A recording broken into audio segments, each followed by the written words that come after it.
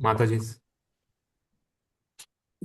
कृष्णेति यस्य गिरितं मनसान्द्रियेत दीक्षास्ति चेत् प्रणतिभिः भजतं मिषम् शुश्रूषया भजनविद्यम् अनन्यमन्य निन्द्रादिशून्यहृदमीप्सित संगलब्धा लभ्या लभ्य.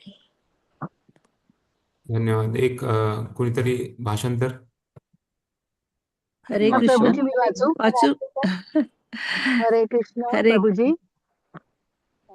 वाचू माताजी मी. हा वाच वाच. प्रभूजी उपेंद्र साहेब पण जॉईन झालेले आहेत. झाले का? हा प्रभूजी, थोडस ओके ते शेअरिंगचं ऑप्शन करायचं. ओके. हं. वाचू प्रभुजी. हा, येस. भाषांतर.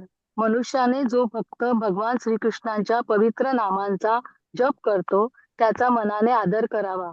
ज्या भक्ताने दीक्षा घेतली आहे व जो अर्चा विग्रहांची पूजा करण्यास संलग्न आहे त्याला नम्र प्रणाम करावा. आणि जो शुद्ध भक्त अनन्य भक्तिमय सेवेत प्रगत झाला आहे आणि ज्याच्या अंतःकरणात इतरांची निंदा करण्याची प्रवृत्ती मुळीच नाही अशा शुद्ध भक्तांचा संग करावा आणि निष्ठेने त्यांची सेवा करावी. ठीक तात्पर्य आहे. वाचायचं प्रभूजी. मी सांगतो मी तेव्हा. धन्यवाद. हरे कृष्ण. तर हरे कृष्ण. ह्याच्यामध्ये आपण बघत आहोत कशा प्रकारे 11 श्लोक आहेत. 11 श्लोकांना असं विभाजन केलेले आहे. पहिले ते 1 ते 7 जे आहे ते साधना भक्तीमध्ये, आणि त्याच्यामध्ये साधना भक्तीमध्ये पण 2 आहेत: वैदिक साधना भक्ती, रागानुगा साधना भक्ती. तर पहिले 7 जे आहेत ते वैदिक साधना भक्ती आहे, आणि त्यानंतर मग 8, 9 ते रागानुगा साधना भक्ती, 10 भावभक्ती, आणि 11 प्रेम भक्ती. अशा प्रकारे हे 11 श्लोकांचं विभाजन केलेलं आहे. तर भावभक्ती वैदिक साधना भक्तीमध्ये आपण आतापर्यंत बघत आलेलो आहे. पहिले 4 श्लोक बघितले, आज 5वा आपण करत आहोत. तर कशा प्रकारे नियम, जे नियम घालून दिलेले आहेत वैदिक साधना भक्तीमध्ये, तर ते गुरु साधू शास्त्रांद्वारे त्यांनी जे नियम दिलेले ते पालन करून जी भक्ती केली जाते त्याला वैदी म्हटलं जातं. तर वैदिक साधना भक्ती. आणि रागनुग साधना भक्तीमध्ये ते स्वाभाविक त्यांना कुठे अटेंडन्स घ्यायची किंवा त्यांना कुठं सांगायची गरज नाही पडत. ते स्वाभाविकता त्यांचं एवढं प्रेम जागृत होतं की ते स्वाभाविकत भगवंताच्याकडे आकर्षित जातात, आणि त्यांना असं नियमाची गरज नाही लागत, कारण त्यांना एवढं प्रेम जागृत होतं. आणि त्यानंतर भाव आणि प्रेम भक्ती ही सगळ्यात उच्च स्तरची गोष्ट आहे. तर इथे खाली आपण बघतोय कशा प्रकारे हे मुलं आहेत. तर जेव्हा बाळ जन्माला येतं तर बाळामध्ये उठण्याची, चालण्याची जी वृत्ती आहे ती आहे, ती जागृत होते हळूहळू. जेव्हा जसं जसं बालकाचा जो वय आहे ते हळूहळू वाढतं, तर तसं बघतो आपण छोट्या फोटोमधून आपण बघतो ना. सगळ्यांना दिसतंय ना? हरे कृष्ण. हो प्रभूजी हा दिसतंय. प्रभूजी हा. दिसतंय हा. दिसतंय. तर इथे बघतोय आपण कसं, बघा, छोटं बाळ आहे. तर ते पहिले रांगतंय, नंतर हळूहळू उठण्याचा प्रयत्न करतंय, आणि मग नंतर आई वडिलांच्या हाताच्या द्वारे तो उठतंय आणि चालायला लागतं. तर ही जागृत आहे, म्हणजे ती ती वृत्ती आहे ती सगळ्यांमध्ये. त्याचप्रमाणे सांगितलंय की भगवंतावर प्रेम करण्याची, भगवंताची भक्ती करण्याची ही वृत्ती ती सर्वांमध्ये आहे. तर ती जागृत करायची आपल्याला, आणि ती जागृत करण्यासाठी सांगितलंय की श्रवणादी शुद्ध चिते करय उदय, नित्य सिद्ध कृष्ण प्रेम साध्य कबू नाय, श्रवणादी शुद्ध चिते करहय उदय. तर आपल्याला श्रवण भक्ती करून, श्रवण आदी म्हणजे जे 9 अंग आहेत ते 9 अंगाद्वारे आपल्याला भक्ती करून आपल्याला ती कृष्ण प्रेम आणि कृष्ण भक्ती जागृत करायची आहे. आणि त्यासाठी सर्वात महत्त्वाचं माध्यम आहे भक्तांचा संघ. तर तर त्यामुळं श्रील प्रभुपादांची खूप मोठी महिमा आहे की त्यांनी आपल्या या मंदिराची स्थापना केली. मंदिराद्वारे आणि त्याचबरोबर भक्तांच्या संघाद्वारे आपल्याला हे भक्तीचं गूढ रहस्य आपल्याला कळू शकतं. तर आपण बघितलं 4थ्या श्लोकामध्ये कशा प्रकारे ददाती प्रतिगृह्णाती गुह्यमाख्याती पृच्छती भुंक्ते भोजते जैव षड्विध प्रीती लक्षणम. तर हे भक्तांबरोबर संघ खूप महत्वाचा आहे. तो आपण मागच्या ह्याच्यामध्ये बघितलं कशा प्रकारे भक्त संघ गेला. पण 5व्या श्लोकामध्ये आता बघत आहोत की वैष्णव कुठला असला पाहिजे, ज्याची आपण मैत्री केली पाहिजे, आणि कशा प्रकारे वैष्णवांची सेवा केली पाहिजे. तर त्याबद्दल जे ज्ञान आहे तर ते आपल्याला या 5व्या श्लोकामध्ये आपल्याला मिळणार आहे. तर त्यामुळं हा 5वा श्लोक खूप महत्वाचा आहे. आणि त्याच्यामध्ये 3 गोष्टी सांगितल्यात. कृष्णेति यस्य गिरितं मनसा ध्रियेत. 3 प्रकारच्या व्यक्तींना आपण कसं वागायचंय. तर कनिष्ठ, मध्यम आणि उत्तम.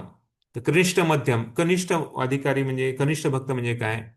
तर कनिष्ठ भक्त, तर त्यांना आपण जो भगवंताच्या नामाचं कीर्तन करतो किंवा जप करतो, तर त्याला आपण मानसिक दृष्ट्या त्याला आदर आदर द्यायचा आहे. तर तो पहिलं वाक्य झालं. कृष्णेति यस्य गीतं मनसा ध्रियेत दीक्षास्ति चेत प्रणतिभिश्च भजन्तमीशम. ज्या भक्तांनी दीक्षा घेतलेली आहे, आध्यात्मिक दीक्षा घेतलेली आहे, तर त्या भक्तांना आपण दंडवत केला पाहिजे. आणि तिसरं सांगितलंय शुश्रूषया भजन विज्ञम अनन्यवन्य. जे भक्त भगवंताची अर्चा विग्रहांची सेवा करण्यामध्ये आहेत, आ आणि अं, दीक्षा घेतली, त्यांना आपण प्रणाम केला पाहिजे. आणि तिसरं म्हणजे जे शुश्रूषया भजन विज्ञम अनन्यमन्य. तर ज्या कुणाची आपण संगत केला पाहिजे खास करून, आणि त्यांची सेवा केली पाहिजे. तर जे खूप उच्च स्तराचे भक्त आहेत, भजन नाम विज्ञम अनन्य अन्य निंदादी शून्य. म्हणजे जे दुसऱ्यांची निंदा करण्यामध्ये नाही, दुसऱ्यांचं वाईट चिंतन मत करण्यामध्ये नाहीये, दुसऱ्यांना काही दोष बघण्यामध्ये त्यांचं वृत्ती नाहीये, आणि फक्त ते विश्वासानं भगवंताची सेवा करण्यामध्ये एक अनन्य अनन्य भक्ती करतायत. तर त्या भक्तांशी आपण संग केला पाहिजे आणि त्यांना आपलं हृदय उघडं केलं पाहिजे. तर त्यांचं हृदय म्हणजे त्यांचं हृदय फक्त भगवंताबद्दल आहे, दुसऱ्यांबद्दल वाईट किंवा तुच्छ लेखण्याबद्दल काहीच नाही आहे. अशा प्रकारे हा 3 स्तराच्या भक्तांचा इथं वर्णन केलेलं आहे. तर त्यामुळं प्रभुपादांनी पण त्यांच्या तात्पर्यामध्ये लिहिलं, मागच्या आपण बघितलंय 3 प्रकारचे व्यक्ती भक्त. तर ते आहे प्राकृत सहजा, प्राकृत भक्त आणि हरिनाम भक्त. एक एक बघू आपण. प्राकृत सहजा, जे प्राकृत सहजा म्हणजे ते कधीतरी जप करतात, कधी 16 माळा करतात, कधी एकच माळा करतात, कधी करत पण नाही. तर अशा प्रकारे हे प्राकृत आहेत. सहजी आहे. तर सहजा म्हणजे काय? की सहजा म्हणजे ते आध्यात्मिक जीवन एकदम असंच करायचं म्हणून करतात. असं खूप सिरियसली ते करत नाही. आणि त्याच्यामध्ये दुसरं सांगितलंय कशा प्रकारे त्यांनी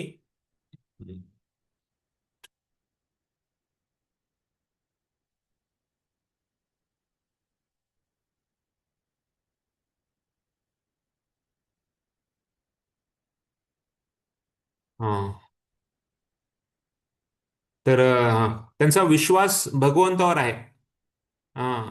पण बाकी वैष्णवांबद्दल किंवा बाकी गुरुबद्दल अशी काही आस्था नाहीये. आणि स्त्रीबद्दल किंवा पैसे किंवा बाकी जे व्यसनाधीन, त्याच्यामध्ये पण ते आसक्त असतात. तर अशा प्रकारे व्यक्तींना आपण आदर सन्मान मनातून आदर आदर दिला पाहिजे. ऍक्च्युली आदर सर्वांना दिला पाहिजे, कोणी भक्त असू द्या किंवा अभक्त असू द्या, सगळ्यांना आदर सन्मान दिलाय. पण संग नाही केला पाहिजे.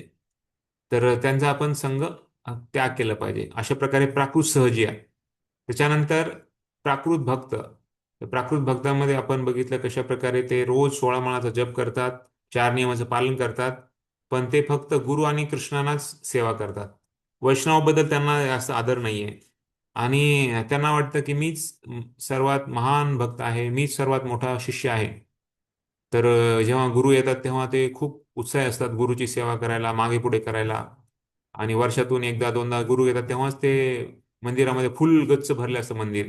पण जेव्हा गुरु नसतात तेव्हा त्यांना मंदिरात येण्याची, सेवा करण्याची किंवा अशी भक्तांबद्दलची काही ओढ नाहीये.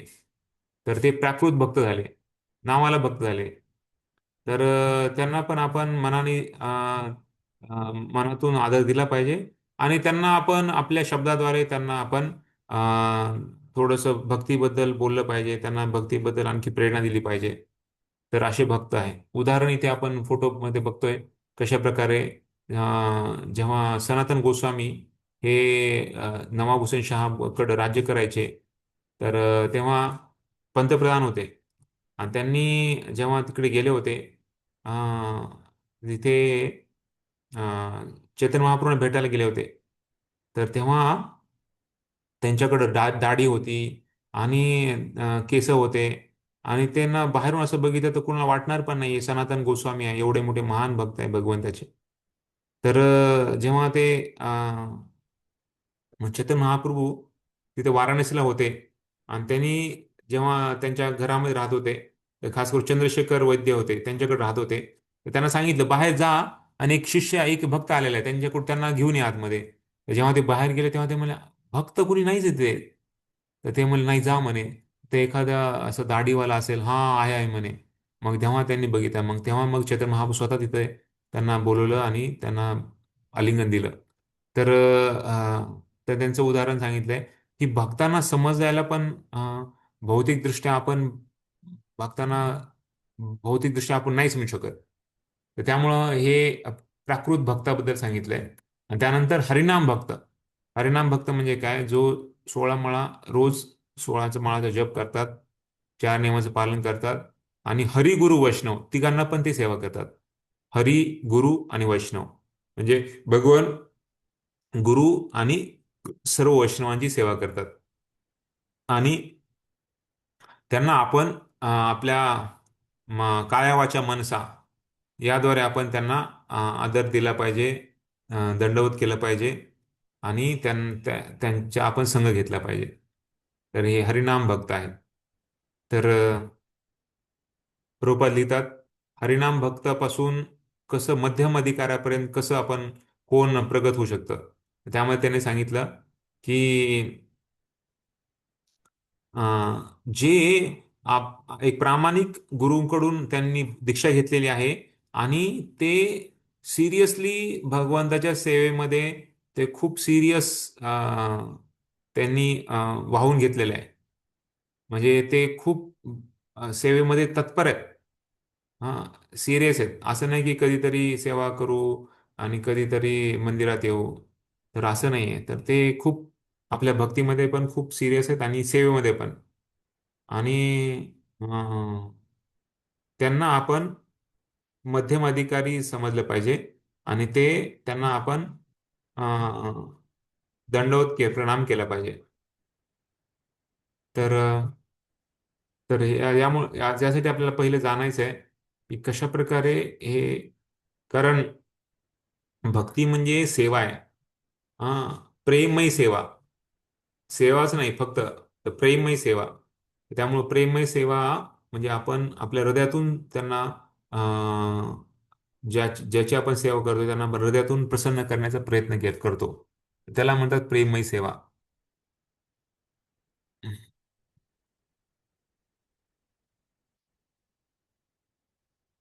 मध्यम अधिकारी. तर मध्यम अधिकाऱ्याबद्दल पण आपण मागे वाचलं होतं की कशा प्रकारे ते त्यांनी दीक्षा आध्यात्मिक गुरुकडून प्रामाणिकपणे दीक्षा घेतलेली आहे, प्रामाणिक गुरुकडून दीक्षा घेतलेली आहे, आणि ते प्रेमय सेवेमध्ये आहेत. अं, तर त्याचबरोबर ते भगवंताची पूजा आराधना करतात. अं, आणि त्यांचे 4 लक्षण सांगितलेत मध्यमाधिकारी. मध्यमाधिकारी बद्दल ते सांगतात की कशा प्रकारे ते 4 लक्षण आहेत. ते म्हणजे काय, तर प्रेम, मैत्री, कृपा, उपेक्षा.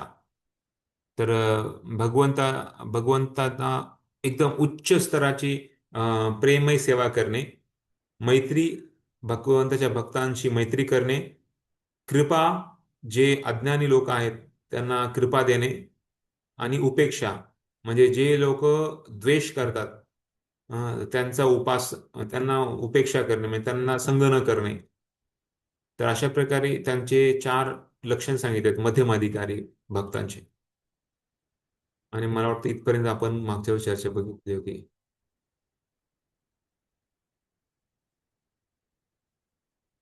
तर कनिष्ठ अधिकाऱ्याबद्दल पण आपण वाचलंय, ते आपण पुढच्या स्लाइडमध्ये बघणार आहे. ठीक आहे, ते पण पुढे बघूया आणि नंतर मग चर्चा करू.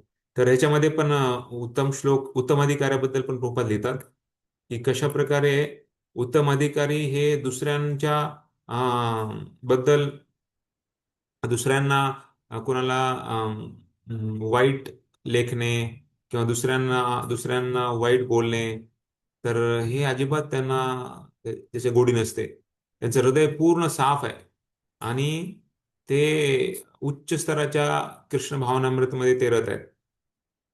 तर अशा खूप वैष्णवामध्ये जे भगवंताची सेवेमध्ये रतपर आहेत, त्याचबरोबर 4 नियमाचं पालन करतात, जेवढ्या माळा सांगितल्या तेवढा जप करतात आणि नेहमी भगवंतांच्या बद्दल कशा प्रकारे आपण ही जास्त प्रचार होईल त्याबद्दल ते नेहमी चिंतन करत असतात. तर अशा वैष्णवांना आपण उत्तम अधिकारी म्हटलं पाहिजे, जो खूप उच्च स्तराचा आहे. उत्तम अधिकारी कोण आहे? तर उत्तम अधिकारी हा त्यांच्या संघामध्ये जो कोणी येईल, तो पतीतला पतित व्यक्ती जरी असला तरी तो वैष्णव बनेल त्यांच्या संघामध्ये. तर त्यांना एवढी शक्ती आहे त्यांच्यामध्ये की त्यांना उच्च स्तराचा भक्त बनण्याची. तर प्रभुपादांचे बघतो आपण कशा प्रकारे प्रभुपादांनी वृंदावनला सोडलं, राधा दामोदर मंदिराला सोडलं आणि तिथं हिप्पी लोकांच्या मध्ये गेले अमेरिकेच्या ठिकाणी आणि त्या हिप्पी लोकांना हॅपीच बनवलं. त्यांनी एवढं त्यांच्या संघाद्वारे त्यांना त्यांच्यामध्ये एवढा बदल आणला. त्यामुळं सांगितलंय की इथे प्रभुपाद लिहितात, ऍक्च्युली प्रभुपाद तात्पर्यामध्ये लिहितात की दीक्षा म्हणजे काय. तर दीक्षा काले भक्त करे आत्मसमर्पण आणि सेई काले कृष्ण तारे करे आत्मसम. तर दीक्षेच्या वेळेस भक्त हा भगवंत म्हणजे पूर्ण शरणागत होतो. भगवंताच्या सेवेला पूर्ण शरणागत असतो आणि भगवंत त्यांना त्यांच्यासारखं समान मानतात. तर समान मानतात म्हणजे असं नाही की तो भगवंत होऊन जातो, पण भगवंत त्यांना एवढा उच्च स्तराची पदवी देतात. तो माझ्यासारखाच आहे, तो माझ्या समान आहे, अशा प्रकारे भगवंत त्यांना समजतात. तर पूर्ण शरणागत आहे. पूर्ण शरणागत म्हणजे काय? तर दीक्षा दीक्षा दीक्षा म्हणजे म्हणजे काय? दिव्यम ज्ञानम यतो दद्यात, म्हणजे दिव्य ज्ञान जो घेतो. आणि क्षा म्हणजे काय? कुर्यात पाप संक्षयम. क्षय क्षय म्हणजे ते नाश होणे. दी म्हणजे काय? दिव्य ज्ञान. दिव्य ज्ञानाद्वारे जे भौतिक वृत्ती आहे भोग करण्याची, भौतिक जगामध्ये आपण आहोत कारण भौतिक जगाचा भोग करण्याची वृत्ती आहे, तर ती वृत्तीला पूर्ण नाश होऊन जाते आणि अजिबात त्यांना आवड नाही त्याच्यामध्ये. तर अशा प्रकारे तस्मा दीक्षेती सा प्रोक्ता दीक्षस देशिकैस तत्व कोविदाय. तर तिथे सांगितलंय अशा प्रकारे त्यांना फक्त आध्यात्मिक जीवनामध्येच त्यांना आवड आहे. तर अशा प्रकारे त्यांना दीक्षा दीक्षा म्हटलं जातं. दीक्षा म्हणजे काय? फक्त गुरु आपल्याला नाव देतात आणि जपमाळ देतात, यज्ञामध्ये आपण बसतो म्हणजे दीक्षा संपली असं नाही. तर ऍक्च्युली दीक्षा ही खूप मोठी गोष्ट आहे. त्याच्यामुळे दीक्षा घेणं, बऱ्याच वेळेस भक्त म्हणतात आम्हाला दीक्षा पाहिजे, दीक्षा पाहिजे, आम्हाला लवकर भक्ती करायचे जेणेकरून दीक्षा मिळेल आम्हाला. तर ऍक्च्युली दीक्षा ही खूप मोठी गोष्ट आहे. गुरूंना आपण स्वीकारतोय, गुरु परंपरेतून आपण येतोय, तर हे खूप महत्वाचं आहे ऍक्च्युली हे कळणं आपल्याला. नाहीतर आपण पदव्या मिळवतो, नावाला दीक्षा पण घेतो, पण त्याचा जीवनामध्ये पालन नाही करत, तर ते ऍक्च्युली खूप मोठी आपली संधी गमवतोय. तर बरेच भक्त आहेत पुण्यामध्ये पण, त्यांनी दीक्षा घेतलेली आहे नावाला, पण त्यांचा मंदिराशी संपर्क नाही आहे, भक्तांशी संपर्क नाही आहे आणि जेव्हा गुरु येतात तेव्हाच ते मंदिरात येतात.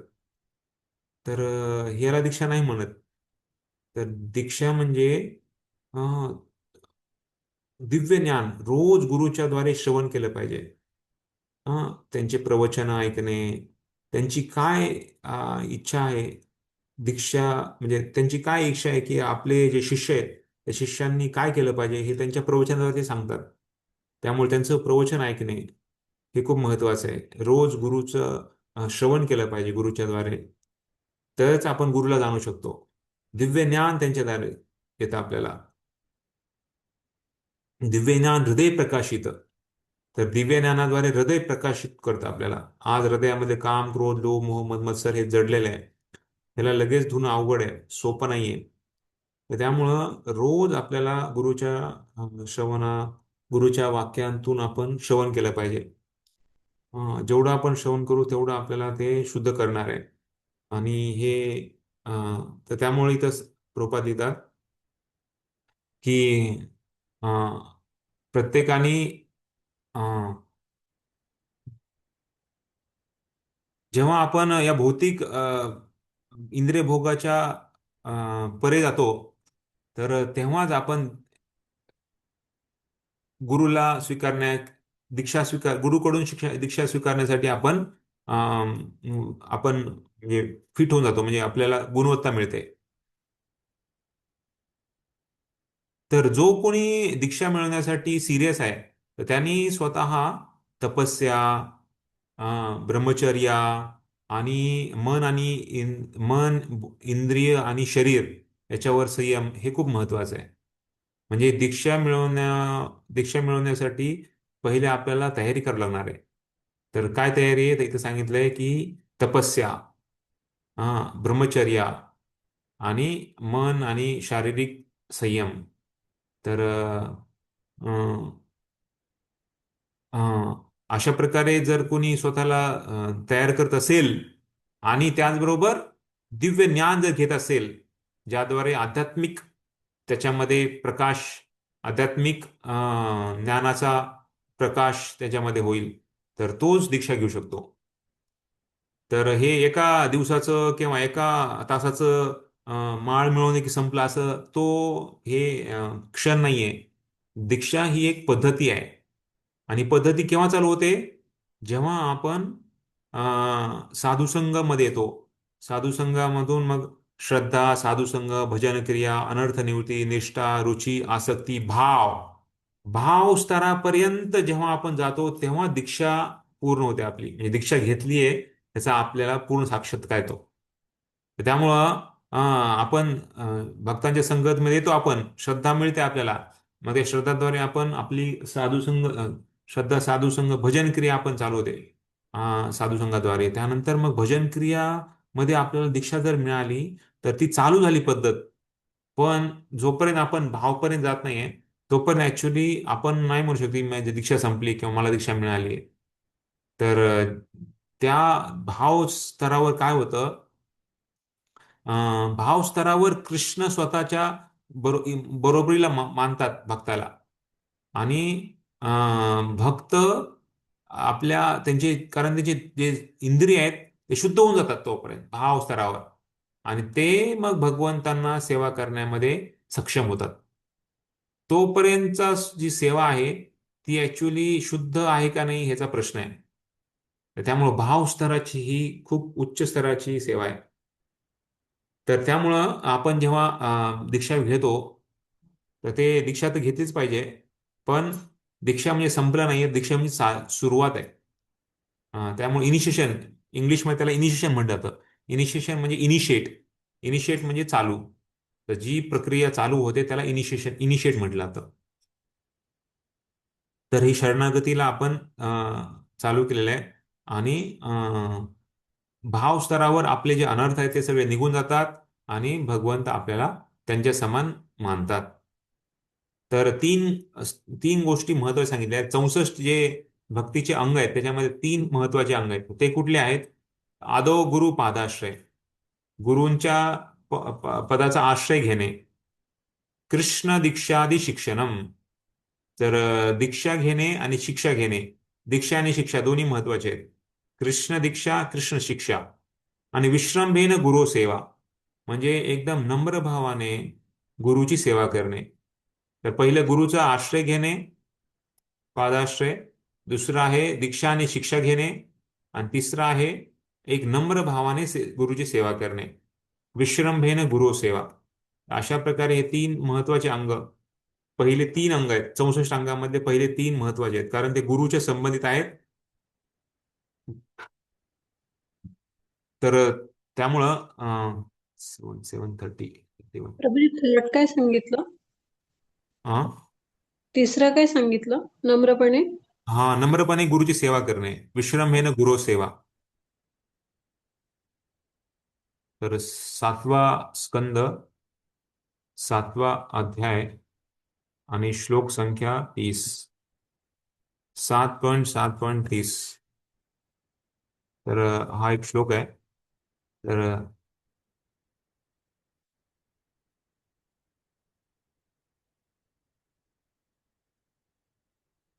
तर गुरु शुश्रूषया भक्त्या सर्व लब्धार्पणेन च संगेन साधु भक्तानां ईश्वराराधनेन च श्रद्धया तत्कथायां च कीर्तनैर्गुणकर्मणां तत्पादाम्बुरु तत्पादाम्ब तत्पादाम्बुरुह ध्यानात् तल्लिंग तल्लिंगा तल्लिंगाक्षारहनादिभिः. याच्यामध्ये सांगितलंय की प्रत्येकाने गुरुला स्वीकारलं पाहिजे आणि गुरुची सेवा एकदम भक्तिभावाने आणि विश्वासाने केली पाहिजे. जे काही आपल्याकडं आहे ते सर्व गुरुचं आहे, गुरुंना अर्पण केलं पाहिजे. आणि वैष्णवांच्या संघामध्ये भगवंताची पूजा केली पाहिजे. शुश्रूषया म्हणजे श्रवण करणे, भगवंताबद्दल भगवंताचे कथा, कृष्ण कथा एकदम विश्वासाने ऐकणे आणि ते दुसऱ्यांना प्रचार करणे. म्हणजे आपण ऐकतो ते प्रचार केली पाहिजे. आणि नेहमी भगवंताच्या चरणकमलाचं ध्यान करणे. आणि शेवट सांगितलंय कशा प्रकारे भगवंताची विग्रहांची सेवा शास्त्र आणि गुरुच्या माध्यमाद्वारे त्यांची सेवा करणे. अशा प्रकारे जो करतो तो ॲक्च्युली खरा शिष्य आहे. तर प्रभुपाद इथं लिहितात की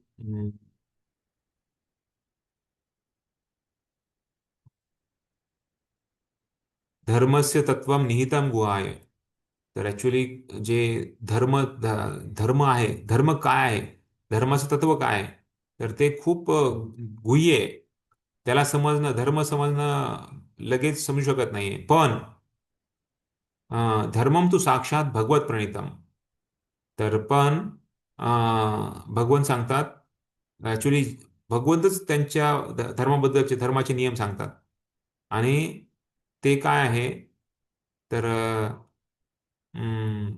भगवंताचं भगवंताने आपल्याला भक्तियोग दिलेला आहे. तर भक्तियोगामध्ये खास करून पहिलंच महत्वाचं आहे ते गुरुचा आश्रय घेणे. त्यामुळे आज पण परमपूज्य प्रबोधानंद सरस्वती महाराज आले होते. तर ते सांगत होते कशा प्रकारे आपण भगवंताला 4:30ला दर्शन उघडतो, भगवंताची पूजा करतोय, मंगल आरती आपण त्याला म्हणतो. तर मंगल सगळ्यांचं व्हावं त्यासाठी आरती आपण करतोय भगवंताची. पण आपण गातोय काय, तर गुरूंच्या प्रती आपण आपली कृतज्ञता व्यक्त करतोय. पहिलं आपण गुरु अष्टकम गातोय. 8 जे स्टांजा आहेत, 8 जे श्लोक आहेत, तर ते आपण गुरुच्या प्रती आपण आपली कृतज्ञता व्यक्त करतोय. संसार दावा कशा प्रकारे त्यांनी गुरुने आपल्याला संसार दावाग्नीमधून सोडले आणि त्यांचे गुण काय आहे, त्यांचे लीला काय आहेत, त्यांचं भाव काय आहे, त्याबद्दल आपण त्यांना प्रकट करतोय त्यांचं. तर किती महत्वाचं आहे की आपल्याला गुरुचं आपल्या जीवनामधलं स्थान. तर त्यामुळं इथे या श्लोकामध्ये पण सांगितलंय की एका शिष्याचं कर्तव्य काय असतंय आणि शिष्यांनी कशा प्रकारे गुरूंना पूजा अर्चना केली पाहिजे.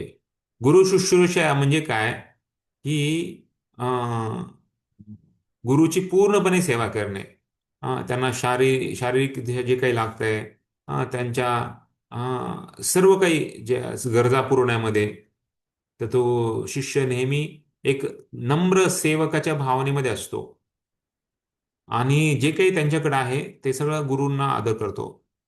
प्राणैर अर्थे धिया वाचा.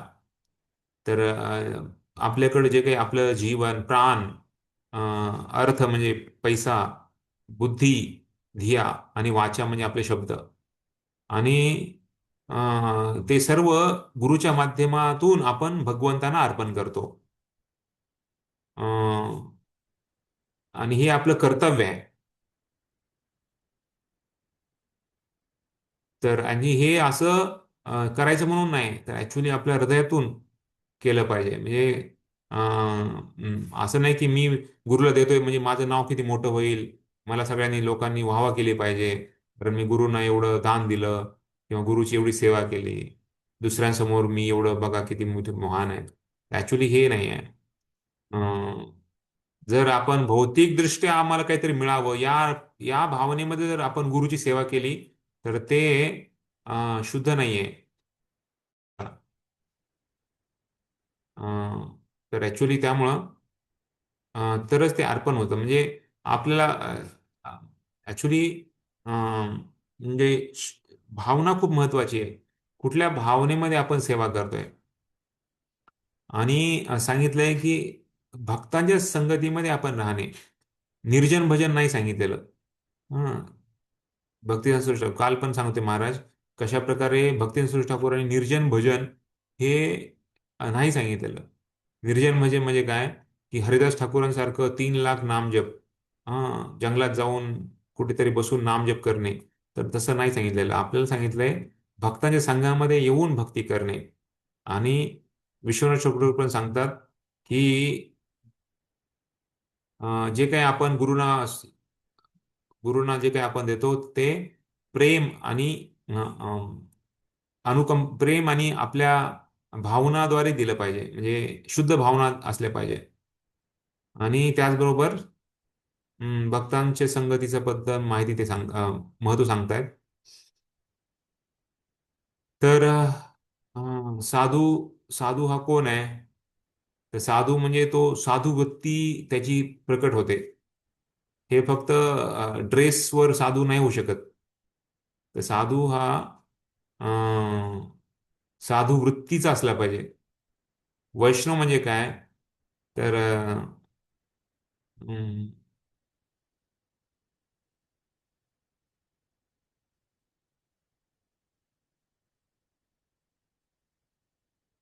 तर ज्यांनी दीक्षा घेतलेली आहे त्या दीक्षा घेतलेल्या भक्तांना आपण सेवा आणि त्याजवळ प्रार्थना केली पाहिजे. आणि त्यांचा आपण संग घेतला पाहिजे. तर या श्लोकामध्ये पण आपण बघितलं कशा प्रकारे रूप गोस्वामी सांगतायत आणि प्रभुपाद आपल्याला तात्पर्यामध्ये लिहितायत की कसं आपण हम्म,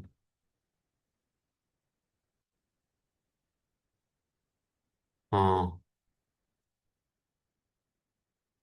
तर आपल्या जीवनामध्ये यश यश मिळण्याचं काय गूढ काय आहे? तर ते गूढ काय आहे, तर प्रभुपाद लिहितात की आपण एक शुद्ध भक्तांना स्वीकारलं पाहिजे जे गुरु आपल्या भगवंताचे प्रतिनिधी आहेत. आणि त्यांना आपण पूर्ण आदर दिला पाहिजे. हा, जसं आपण शेवटच्या श्लोकमध्ये आपण मंगलारती बोलतो ना, की यस्य प्रसादात भगवत प्रसादो यस्य प्रसादात न गती कुतोपि. तर त्यांच्याद्वारेच आपण भगवंताला खुश करू शकतो. हाच एक यश मिळण्याचा गूढ आहे. आणि जो ह्याला पालन करतो तर हम्म, त्याला एक साक्षात्कार या पद्धतीचा होणार आहे. तर त्यामुळं हे खूप महत्वाचं इथे या श्लोकमध्ये प्रभुपाद लिहितात. तर आपण बघितले मागच्या वेळेस कशा प्रकारे 2 गोष्टीद्वारे आपण उत्तम, मध्यम आणि कनिष्ठ याच्यामध्ये आपण विभाजन केलं होतं. तर एक आहे विश्वास आणि दुसरं आहे ज्ञान. तर जे कनिष्ठ आहेत तर त्यांचं जे विश्वासाची जी स्तर आहे तर ते खूप कमी आहे. हा, कधी पण ते त्यांचा विश्वास ढासळू शकतो. तर खूप कमकुवत असतात विश्वासाद्वारे. आणि कुणी जर काही बोललं तर ते सोडून निघून पण जाऊ शकतात. त्यामुळे त्यांना कनिष्ठ म्हटलेले आहे. ज्ञान पण त्यांना जास्त नसतं त्याच्यामुळे ज्ञान पण जसं दुसरं कोणी जर त्यांना काही वेगवेगळ्या ह्याच्याद्वारे त्यांना काही बोललं तर ते त्यांचा विश्वास कमी होऊ शकतो. आणि कारण त्यांना ज्ञान पूर्ण नाहीये, त्यामुळे गंभीर ज्ञान नाहीये. मध्यम स्तर आहे. मध्यम स्तराचे जे भक्त आहेत, तर त्यांचा विश्वास, त्यांना विश्वास आहे भक्तीमध्ये, खूप दृढ विश्वास आहे. आणि त्यांचं ज्ञान पण चांगलं आहे. पण बऱ्याच वेळेस ते दुसऱ्यांच्या वादविवादामध्ये त्यांना म्हणजे खंबीर असं वर्चस्व असं काही त्यांना ज्ञान देऊ शकत नाही, किंवा त्यांना असं वादविवाद करू शकत नाही, कारण त्याच्यामध्ये पण ते कमकुवत आहेत. उत्तम अधिकारी जे आहेत, तर ते मात्र त्यांचा विश्वास पण खूप गंभीर आहे, खूप नेतृत्व जे स्ट्रॉंग आहे, एकदम खंबीर आहे. आणि त्यांना ते स्वतः पण खूप त्याच्यामध्ये ते स्वतः पण जे काही आहे बोलतात, ठाम बोलतात. त्यामुळं त्याच्यामध्ये पण त्यांना कमी नाही आहे.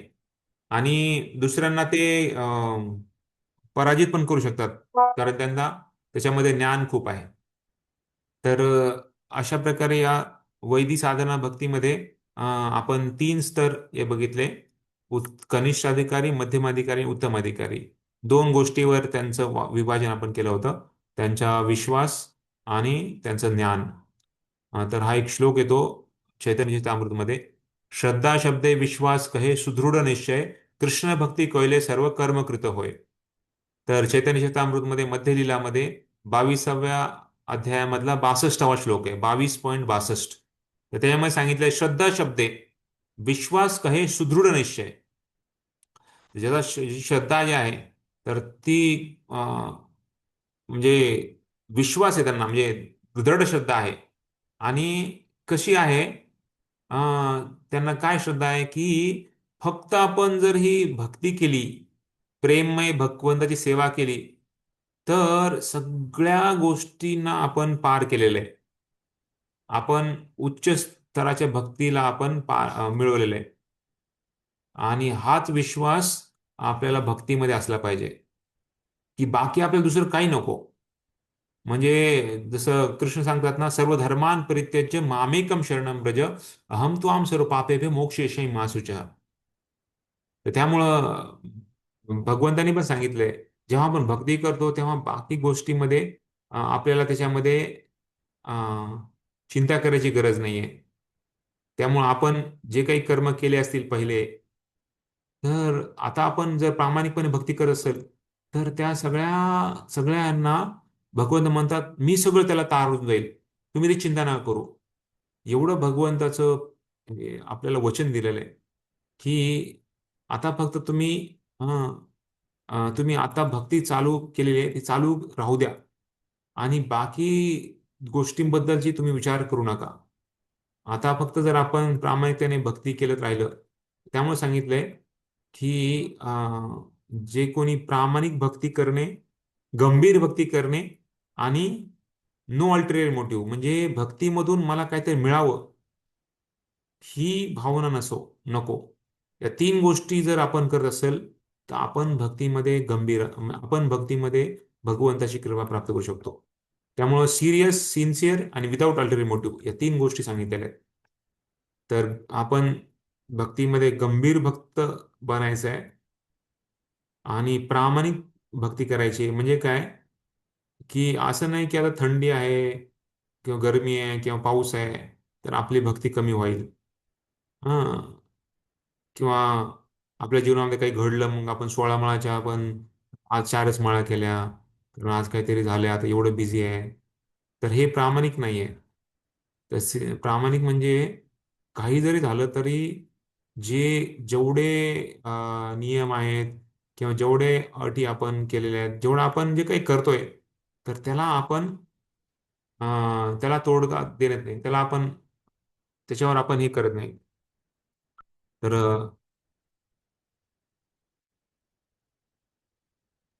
तर एक श्लोक येतो भागवतामध्ये: सर्वांनी माझ्या मागे मानण्याचा प्रयत्न करा.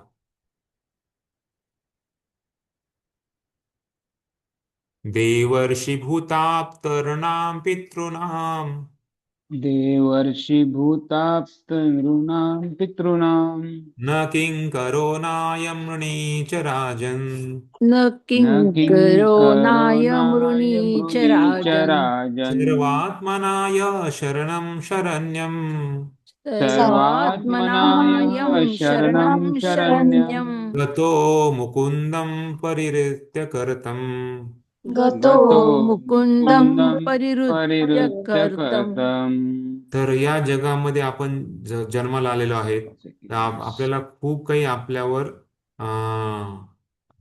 ऋण आहेत. त्या ऋण फेडणं आपल्या प्रत्येकाचं कर्तव्य आहे.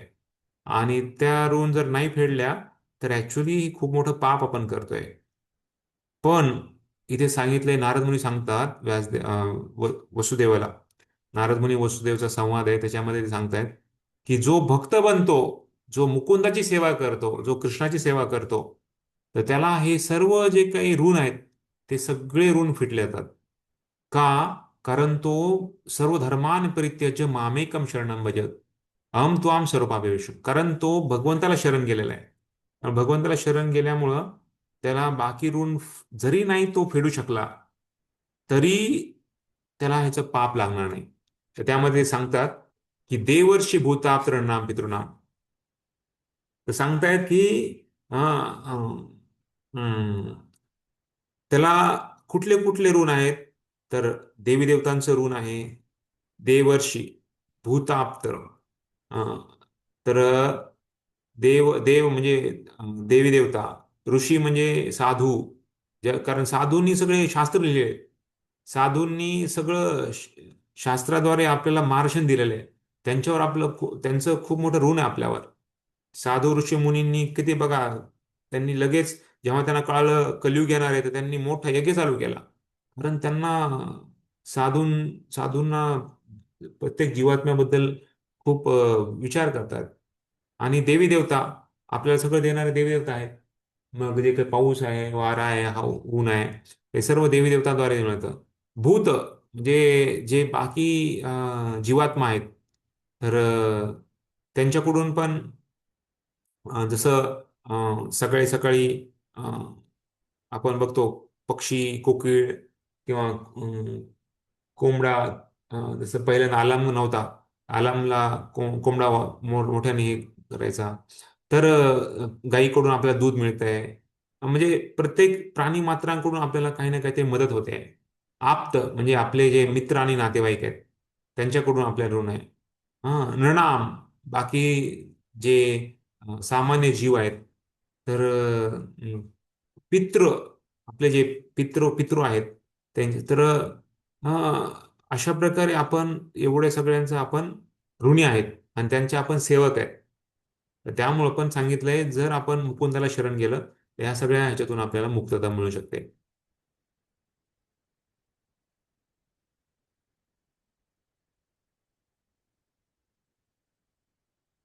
तर प्रभुपाद पण तेच लिहितात तात्पर्यामध्ये की कशा प्रकारे सर्व देवी देवतांचं आणि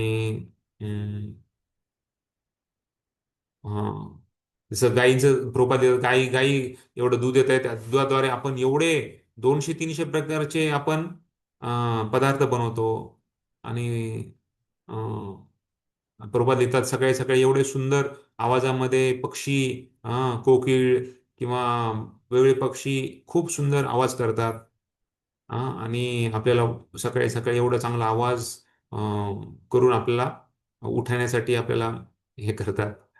त्याचबरोबर जेव्हा आपल्याला खूप गरम असते तेव्हा एकदम शीतल आणि चांगली हवा, चांगली अं, सावली मिळते वेगवेगळ्या झाडांद्वारे.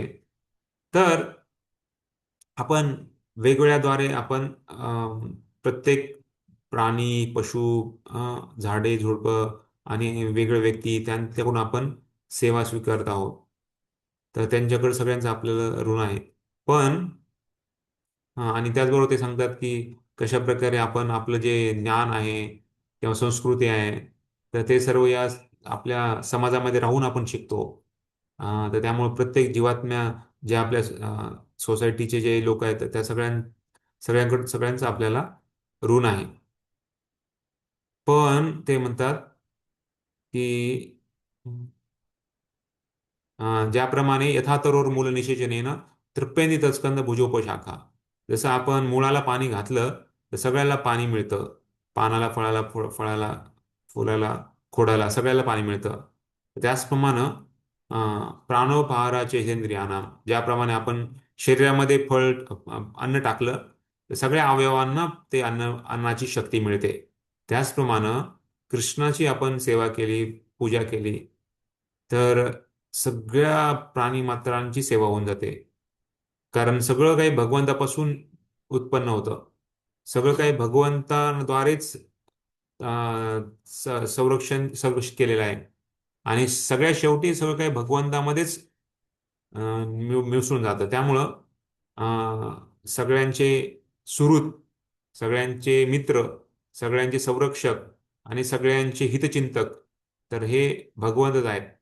आणि त्यांना जर आपण खुश केलं तर सर्व जगाचं आपण खुश करण्यासारखं आहे. अं, तर त्यामुळं अं, तर प्रभुपाद आणखी एक उदाहरण देतात. जो मनुष्य एका महान राजाची एक सेक्रेटरी म्हणजे त्याचा एक हाताखालचा एक माणूस म्हणून त्याची सेवा करत असेल तर त्याला बाकी दुसऱ्या राजांची त्याला काही देणं घेणं नाही. अं, अं, आपण भगवद्गीतेमध्ये सांगितलंय मामेव नाही तर ऍक्च्युली आपल्याला जसं आई वडिलांकडून आपल्याला हे शरीर मिळतं. हम्म, काही काही वेळेस मनुष्य किंवा स्त्री आहे तर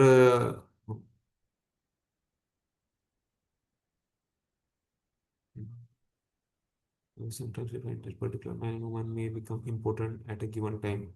Sometimes deform. कधी कधी मुलं जन्माला येत नाही किंवा एखादा अपंग मनुष्य अपंग मुलगा जन्माला येतो आणि कधी कधी एक मृत मुलगा जन्माला येतो. तर तर त्यामुळं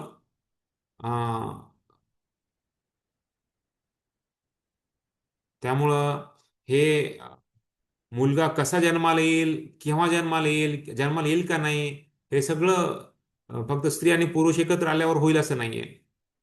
अं, प्रत्येकाला सुंदर एकदम विद्वान असा मुलगा अपेक्षित असतो, पण ते नेहमीच होईल असं नाही.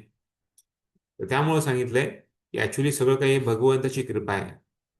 अं, तर हे फक्त स्त्री आणि पुरुष एकत्र येऊन त्या मुलगा म्हणजे मुलाची उत्पत्ती होईल असं गॅरंटी नाहीये. तर ते भगवंताची कृपा आहे.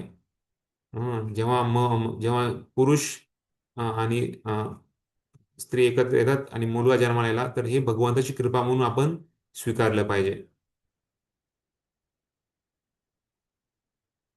आणि जर भगवंताची कृपा नसेल तर कधी पण मुलाची मृत्यू होऊ शकतो किंवा त्याला एक वेगवेगळ्या आजारांद्वारे त्याला जीवनभर त्याला राहावं लागतं अशा प्रकारे.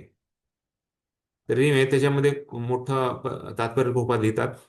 तर सांगायचा उद्देश तोच आहे की ऍक्च्युली आपल्याला समजणं की आपण भक्ती करत आहोत, हे खूप मोठे आपल्याला देण आहे. आणि आपण जर ती श्रद्धा ठेवून आपण जर केलं, भगवंताला प्रसन्न करण्याच्या हेतून जर केली आणि बाकी भौतिक इच्छा नाही ठेवल्या तर ऍक्च्युली आपल्या भक्तीमध्ये आपण प्रगत होण्याचा खूप लवकर म्हणजे प्रगत होण्याची आपली संधी आहे. 3 प्रकारचे स्तर आहेत, कनिष्ठ, मध्यम आणि उत्तम. ते पण आपण चर्चा केली. श्रद्धावान जन हय भक्ती अधिकारी, उत्तम, मध्यम, कनिष्ठ श्रद्धा अनुसारी. तर श्रद्धानुसार त्यांचा स्तर विभाजन केलेलं आहे. तर ते पण आपण चर्चा केली. कनिष्ठ म्हणजे कोण, तर ते हरिनाम दीक्षित आहेत आणि जप करण्याचा प्रयत्न करतात. मध्यम म्हणजे आहेत जे ब्राह्मण दीक्षित आहेत आणि पूर्ण भगवंत सेवेमध्ये आहेत. पूर्ण म्हणजे सेवा म्हणजे काय की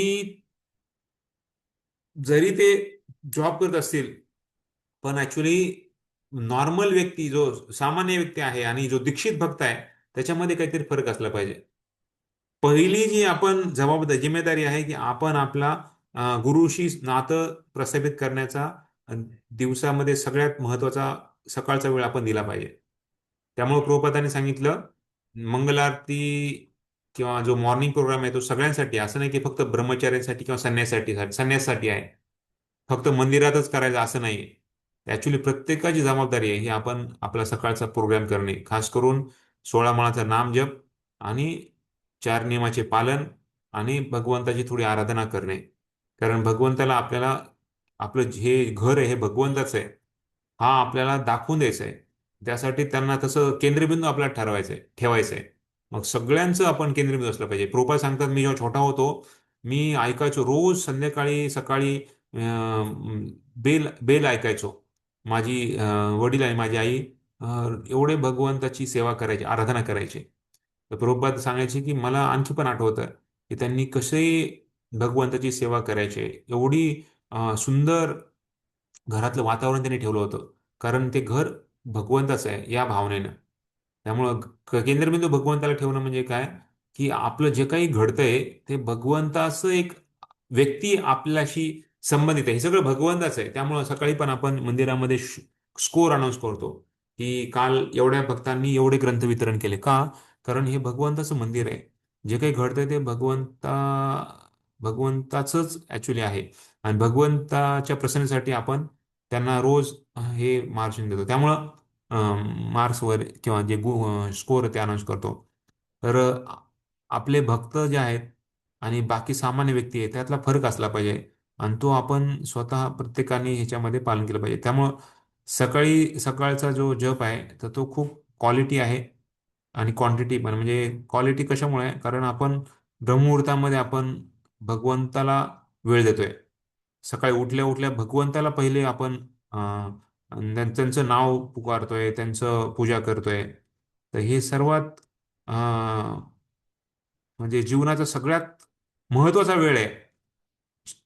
दिवसाचा सगळ्यात महत्वाचा वेळ आहे. तर तो आपण देवासाठी देतोय, भगवंतासाठी देतोय. त्यामुळं आपण ते माझी पहिले जबाबदारी आहे तर ती आपण समजली पाहिजे. नाहीतर बाकी भौतिकवादी व्यक्तींना हे काही नाही आहे. पण आपण जेव्हा दीक्षित होतो खास करून मध्यमाधिकाऱ्याच्या स्तरावर हे खूप महत्वाचं आहे, जो भगवंताच्या सेवेमध्ये पूर्ण रत आहे. आणि उत्तम अधिकारी म्हणजे काय, तर ते ते तर मात्र पूर्ण त्यांना दुसऱ्यांबद्दल निंदा किंवा त्यांचं हृदयामध्ये एवढं स्वच्छ आहे की दुसऱ्याबद्दल द्वेष, तिरस्कार, वाईट विचार अजिबात नाही. उत्तम अधिकारी. प्रभुपादांनी कधीच कुणाला तुच्छ मानलं नाही. उलट ऍक्च्युली त्यांनी जे फूल्स आणि रास्कल पण म्हणायचे तर त्यांची अनुकंपा होती की लोक भगवंताला सोडतायत त्याबद्दल त्यांना वाईट वाटायचं. त्यामुळं मागे पण मी सांगितलं कशा प्रकारे ते रडत रडत होते की अरे एवढ्या वयामध्ये पण लोक ते बॉलला ह्याच्यामध्ये टाकतायत. हा, हो, बॉलला खेळत बसलेले आहेत म्हणजे 70-80 वर्षाचे लोक. तर त्यामुळं प्रभुपादांना खूप वाईट वाटायचं अशा प्रकारे. त्यामुळं सांगितलं इथे की जे उत्तम भक्तीचे स्तर आहे ते खूप मोठे स्तर आहेत. त्यामुळे इथे आता थोडक्यात अं, थोडक्यात इथे सांगतायत की हं, जे कनिष्ठ अधिकारी आहेत तर कनिष्ठ अधिकाऱ्याचे काय लक्षण आहे ते त्यामध्ये सांगितलंय. अं, तर त्यांना शास्त्र अध्ययनामध्ये काही रुची नाहीये. ते शास्त्र अध्ययन करतात नावाला, करायचं म्हणून करायचं, पण सखोल अभ्यास करत नाही शास्त्रांचा. आणि भक्तीचे काय स्तर आहेत, भक्तीची भक्ती कुठल्या म्हणजे भक्ती आपण कशा प्रकारे केली पाहिजे त्याच्याबद्दल पण ते जास्त सखोलमध्ये जात नाही. आणि उच्च स्तराच्या भक्तांना ते आदर देत नाही. आणि ते कधी कधी वैदिक शास्त्राचे नियम पालन करतील. पण त्यांना जास्त विश्वास कशावर आहे तर आचार विग्रह म्हणजे भगवंताची भगवंताला मानतात, भगवंतावर विश्वास आहे, भगवंताची पूजा करणे याच्यावर त्यांना जास्त विश्वास आहे. तर त्यामुळे त्यांना सांगितलेलं आहे भक्तप्राय, म्हणजे एक नवसिका भक्त. तर तो भौतिक स्तरावरच त्यांना मानलेला आहे. जरी तो भक्ती करत असेल तरी पण त्यांना दृढ भक्ती नाहीये.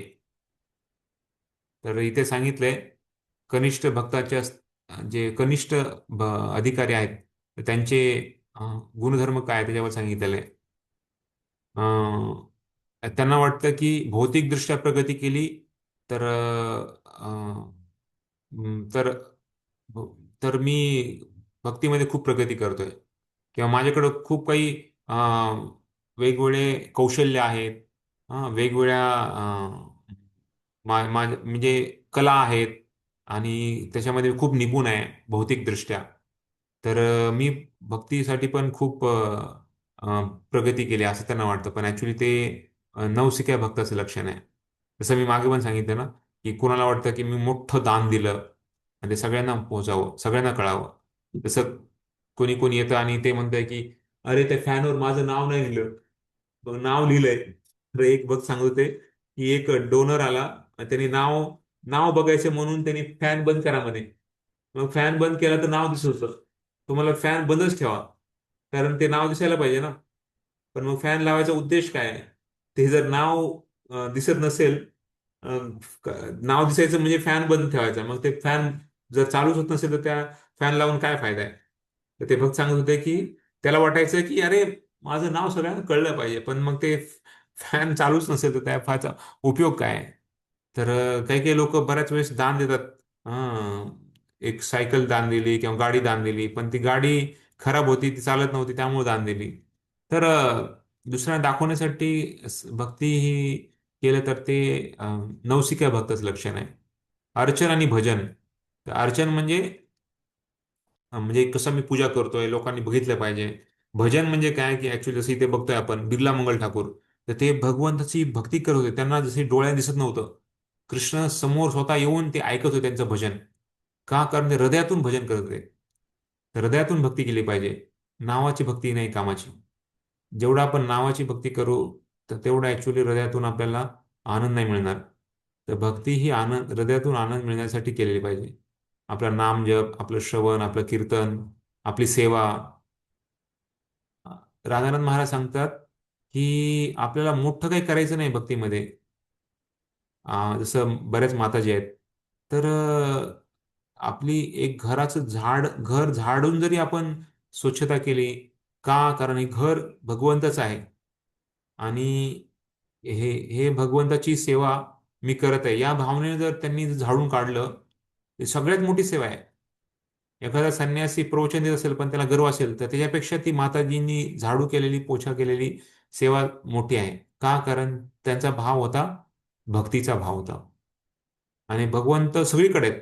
असं नाही की भगवंत फक्त मंदिरात आहेत. असं नाही की भगवंत मंदिर उघडलं, मंदिराचा दरवाजा बंद आहे म्हणजे भगवंत दिसत नाहीये. मंदिराचा दरवाजा जरी बंद असला तरी भगवंत बघतायत आपल्याला. तर हा भाव भगवंताच्या भक्तांचा आहे, त्यामुळे त्यांचं 24 तास भगवंताच्या सानिध्यामध्ये असतात. गुरु महाराज श्रील प्रभुपाद सांगायचे, माझे गुरु महाराज नेहमी माझ्या बरोबर आहेत. कारण ते त्यांचा त्यांचा संबंध तसा त्यांनी ठेवला होता.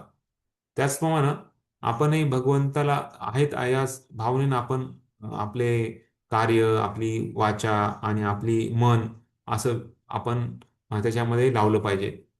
Conscious of only deity in the temple. फक्त त्यामुळं जे नवसिका भक्त आहेत ते फक्त आपली आराधना करतात, पण त्यांना हृदयातून भजन करायचं आणखी माहित नाही. आणि फक्त मंदिरामध्येच विग्रह आहेत त्यासाठी ते त्यांचा विश्वास आहे, किंवा स्वतः खूप महान आहे असं त्यांची त्यांची भावना आहे. तर हे सगळं नवसिका भक्तांचं, खास करून कनिष्ठ अधिकाऱ्यांचं लक्षण सांगतात. आणि एखाद्याने कुणाला जर अभक्तांची जर निंदा केली किंवा त्यांना काही दुसरं काही शब्द बोलले तर त्याचा विश्वास पण ढासळून जातो. देवी देवतांना पण अपराध करणे. ऍक्च्युली भगवंताचं तदिया तदिया म्हणजे भगवंताचेच सर्व काही आहे. तर त्यांना ते भगवंताच्या, जसं भक्त सगळ्यात मोठी तदिया आहे भगवंताचे, भगवंताच्या संबंधित आहेत, तर ते त्यांना समजत नाही.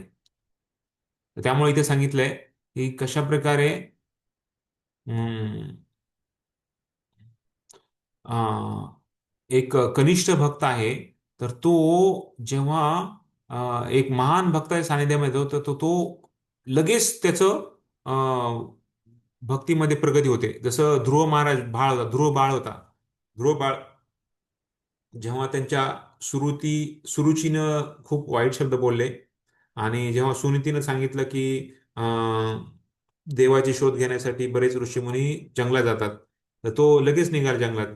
आणि जाताना मात्र नारद मुनी त्यांना भेटले. नारद मुनी संघामुळे त्यांना उच्च गतीची प्राप्ती झाली. त्यामुळं कनिष्ठ अधिकाऱ्यासारखं त्यांनी गेले होते, मला मोठं राज्य मिळवायचं आहे, मला आजोबापेक्षा पण मोठं राज्य मला मिळवायचं आहे, तर या भावने ते गेले होते. पण कारण त्यांचा संघ झाला नारद मुनीशी, नारद संघामुळे त्यांचा उद्धार झाला, आणि त्यामुळे मग त्यांनी एवढे महान भक्त बनले ध्रुव बाळ. तर त्यामुळं संघ जेव्हा घेतात एक महान भक्ताचा, तेव्हा त्यांचा म्हणजे कनिष्ठ अधिकाऱ्यापासून मध्यम अधिकारी, उत्तम अधिकारी होण्याचा संधी त्यांना मिळते. तर इथं बघतो आपण कशा पण नारद मुनी त्यांना संदेश देत आहेत. त्यामुळं इथे सांगतायत कशा प्रकारे जेव्हा एखादा कनिष्ठ अधिकारी राग येतो, किंवा जेव्हा त्याला एखाद्या अभक्ताला जेव्हा अं, काही बोललं तर त्यांना ते वाईट वाटतं.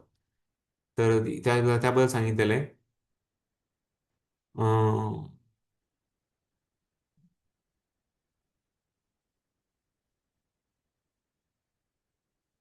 ऍक्च्युली कनिष्ठ अधिकारी जो आहे तो अज्ञानी असतो.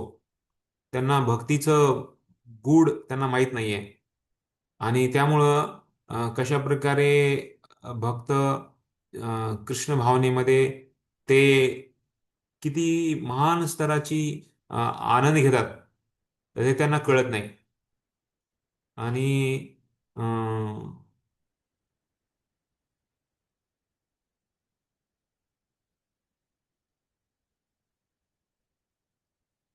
तर त्यामुळे सांगितलंय. अं, तर ऍक्च्युली अपराधापासून खूप वाचलं पाहिजे. अपराध जर केले तर भक्तीला खूप बाधा होऊ शकते. जसं सांगितलं की भगवंत सगळीकडे आहेत, असं नाही की ते भगवंत फक्त मंदिरामध्ये आहेत. भगवंताचं वास्तव्य सगळीकडे आहे. आणि अं,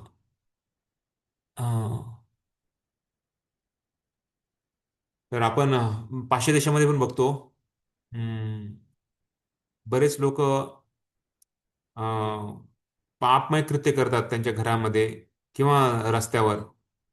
अं, पण जेव्हा ते चर्चमध्ये जातात आणि भगवंताची कृपेची प्रार्थना करतात, तर ऍक्च्युली भगवंत आपल्या घरी पण आहे, भगवंत रस्त्यावर पण आहे, भगवंत आपल्या ऑफिसमध्ये पण आहे, भगवंत जंगलामध्ये पण आहे, भगवंत सगळीकडे आहे.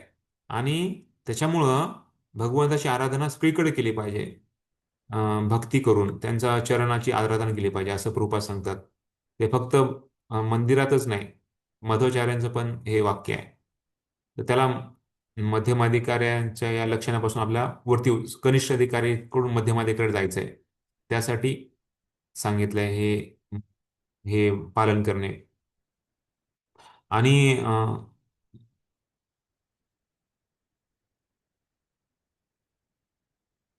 तर ऍक्च्युली देवी देवतांबद्दल अपराध पण नाही केला पाहिजे. तर तद्भक्तानां उपेक्षकः कुर्योर विष्णौ अपि द्वेषाम. हम्म, जर जर कुणी एखाद्या भक्तांना म्हणजे दुर्लक्ष करत असेल, तर ऍक्च्युली तो अम, भगवंताच्या प्रती मोठा अपराध आहे. त्याचप्रमाणे एखाद्या देवी देवतांना जर कोणी आदर देत नसेल, तर त्यांना पण ॲक्च्युली हे भक्तिमय सुकृती मिळणार नाही आणि उलट या संसारामध्ये त्यांना जन्म मृत्यू या चक्रात फिरावं लागणार आहे. पूज्य देवास तत सदा, देवी देवतांचा नेहमी आदर केला पाहिजे, कारण ते भगवंतांचे भक्त आहेत. जर कोणी द्वेष करत असेल देवी देवतांचा, तर तो भगवंताचा पण द्वेष झाला, कारण भगवंताचे भक्त आहेत ते. जरी ते मिश्र भक्त असतील पण ते भक्त आहेत. आणि भक्ती सांगतात की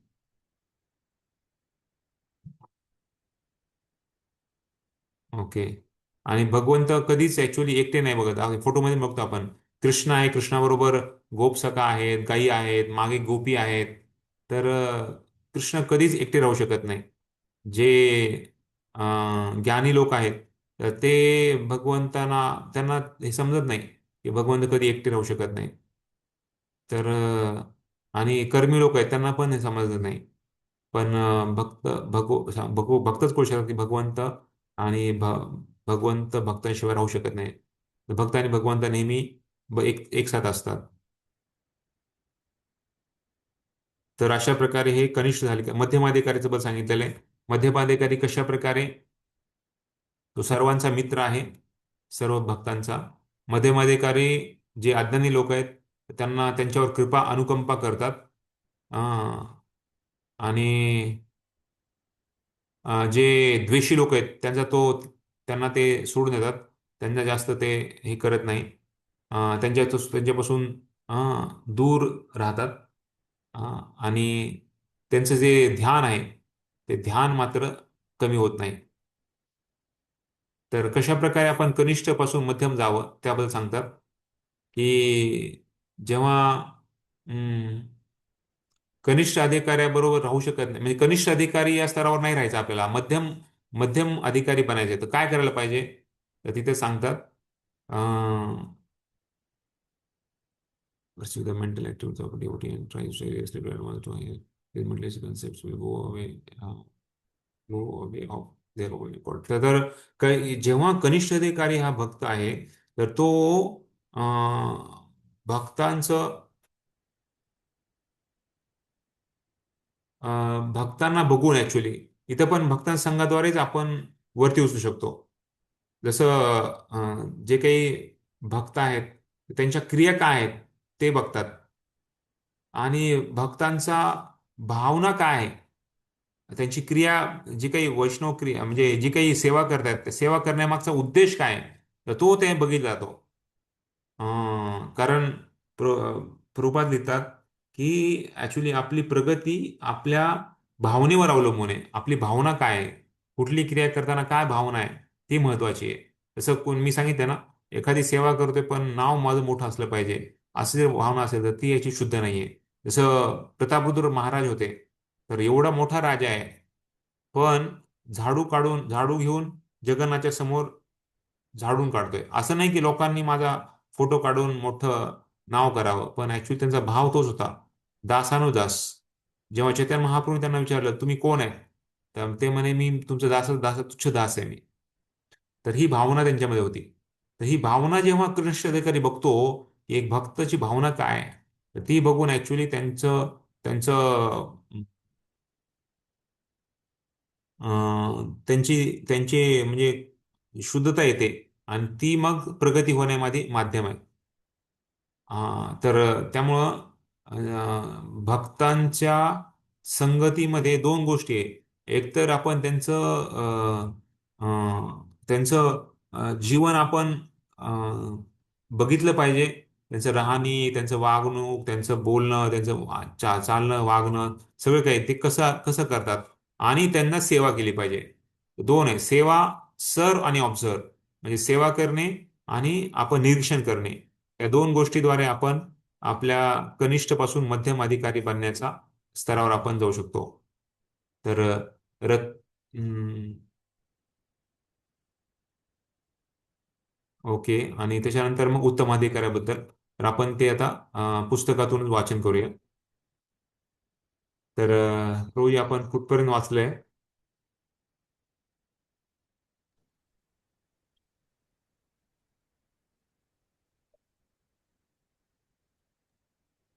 ते या आहार कोमल श्रद्धा.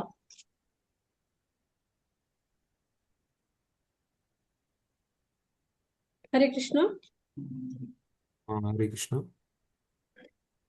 59 पेज नंबर प्रभूजी, एकदम खालचा श्लोका. या आहार कोमल श्रद्धा. हा, तर कोण वाचेल पुढे? मी वाचू हा प्रभूजी? प्रभूजी. हा हरे कृष्ण. वाचू का? हा, येस माताजी.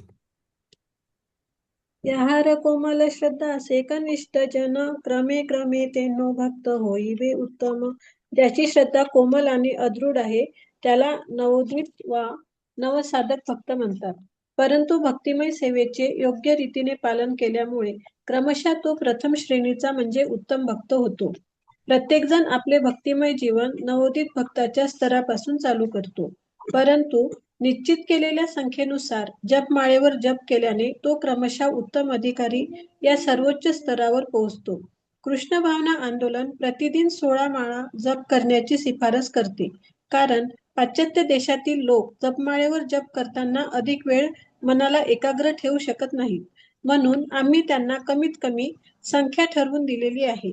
परंतु श्रील भक्ती सिद्धांत सरस्वती ठाकूर म्हणायची की एखादा मनुष्य जोपर्यंत 64 माळा म्हणजे 1,00,000 नाम जप करीत नाही तोपर्यंत त्याला पतित समजले पाहिजे.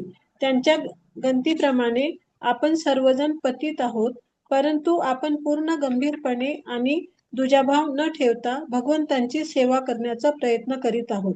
म्हणून आपण भगवान श्री चैतन्य महाप्रभूंच्या कृपेची आशा करू शकतो, कारण ते पतित पावन म्हणून प्रसिद्ध आहेत. श्री चैतन्य महाप्रभूंचे एक महान भक्त श्रील सत्यराज खान यांनी त्यांना जेव्हा विचारले की एका वैष्णवाला कसे ओळखावे, तेव्हा महाप्रभूंनी उत्तर दिले, प्रभू कहे यार मुखे शुनी एक बार, कृष्ण नाम सेई पूज्य श्रेष्ठ सभाकार. जर एखाद्याने एकदाही कृष्ण हा शब्द उच्चारला तर त्याला सर्वसाधारण लोकांच्या गटात श्रेष्ठ म्हणून समजले पाहिजे.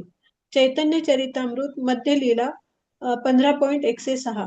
भगवान श्री चैतन्य महाप्रभू पुढे म्हणाले, अतएव यार मुखे एक कृष्ण नाम, सेईत वैष्णव करीह ताहार सम्मान. ज्याला कृष्ण नामाचा जप करण्यात गोडी वाटते किंवा ज्याला साधना करून कृष्ण नामाच्या जपाबद्दल गोडी वाटते त्याला वैष्णव मानून निदान मनात तरी त्याचा आदर करावा. चैतन्य चरितामृत मध्य लीला 15.111.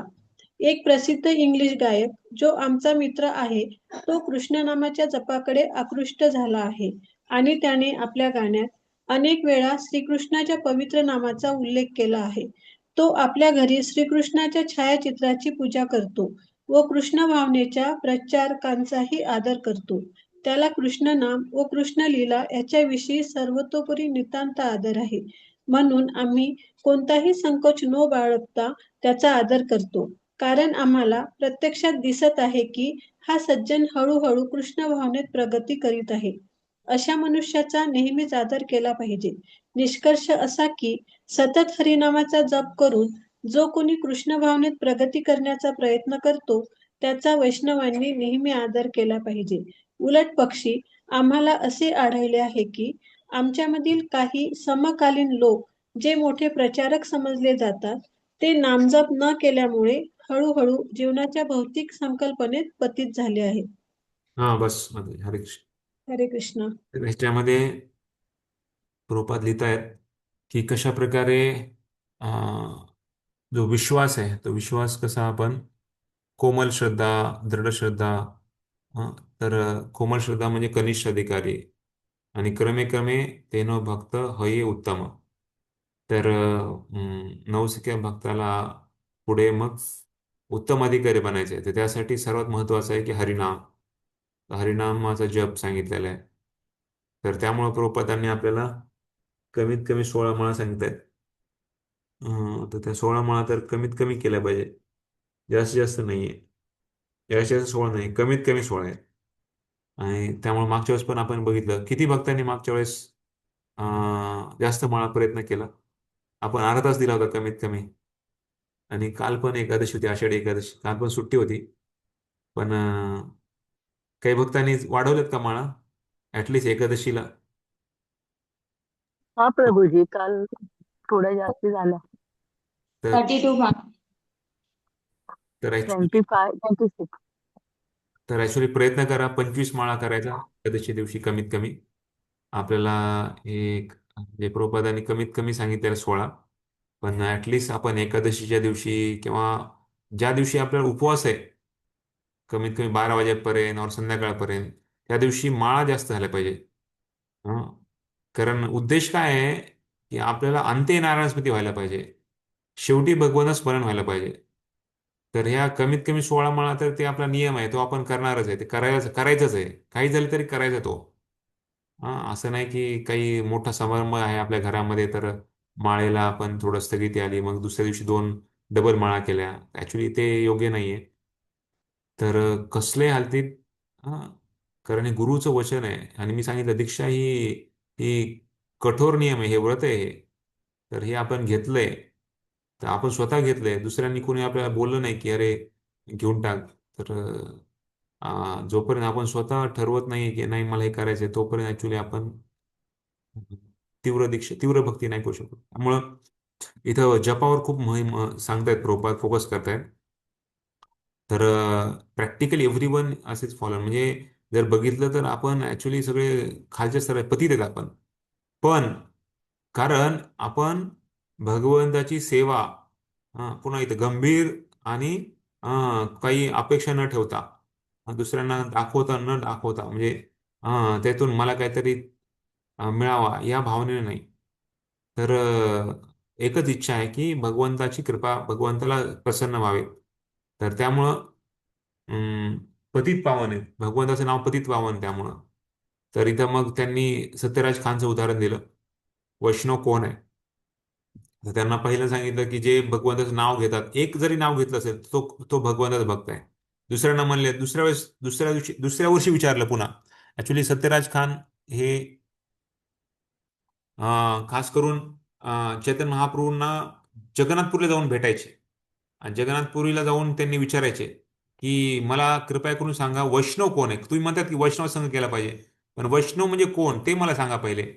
तर मग वैष्णव म्हणजे त्यांनी चैतन्य महाप्रभूंनी 3 वर्ष वेगवेगळे उदाहरण, वेगवेगळे त्याचं हे दिलं,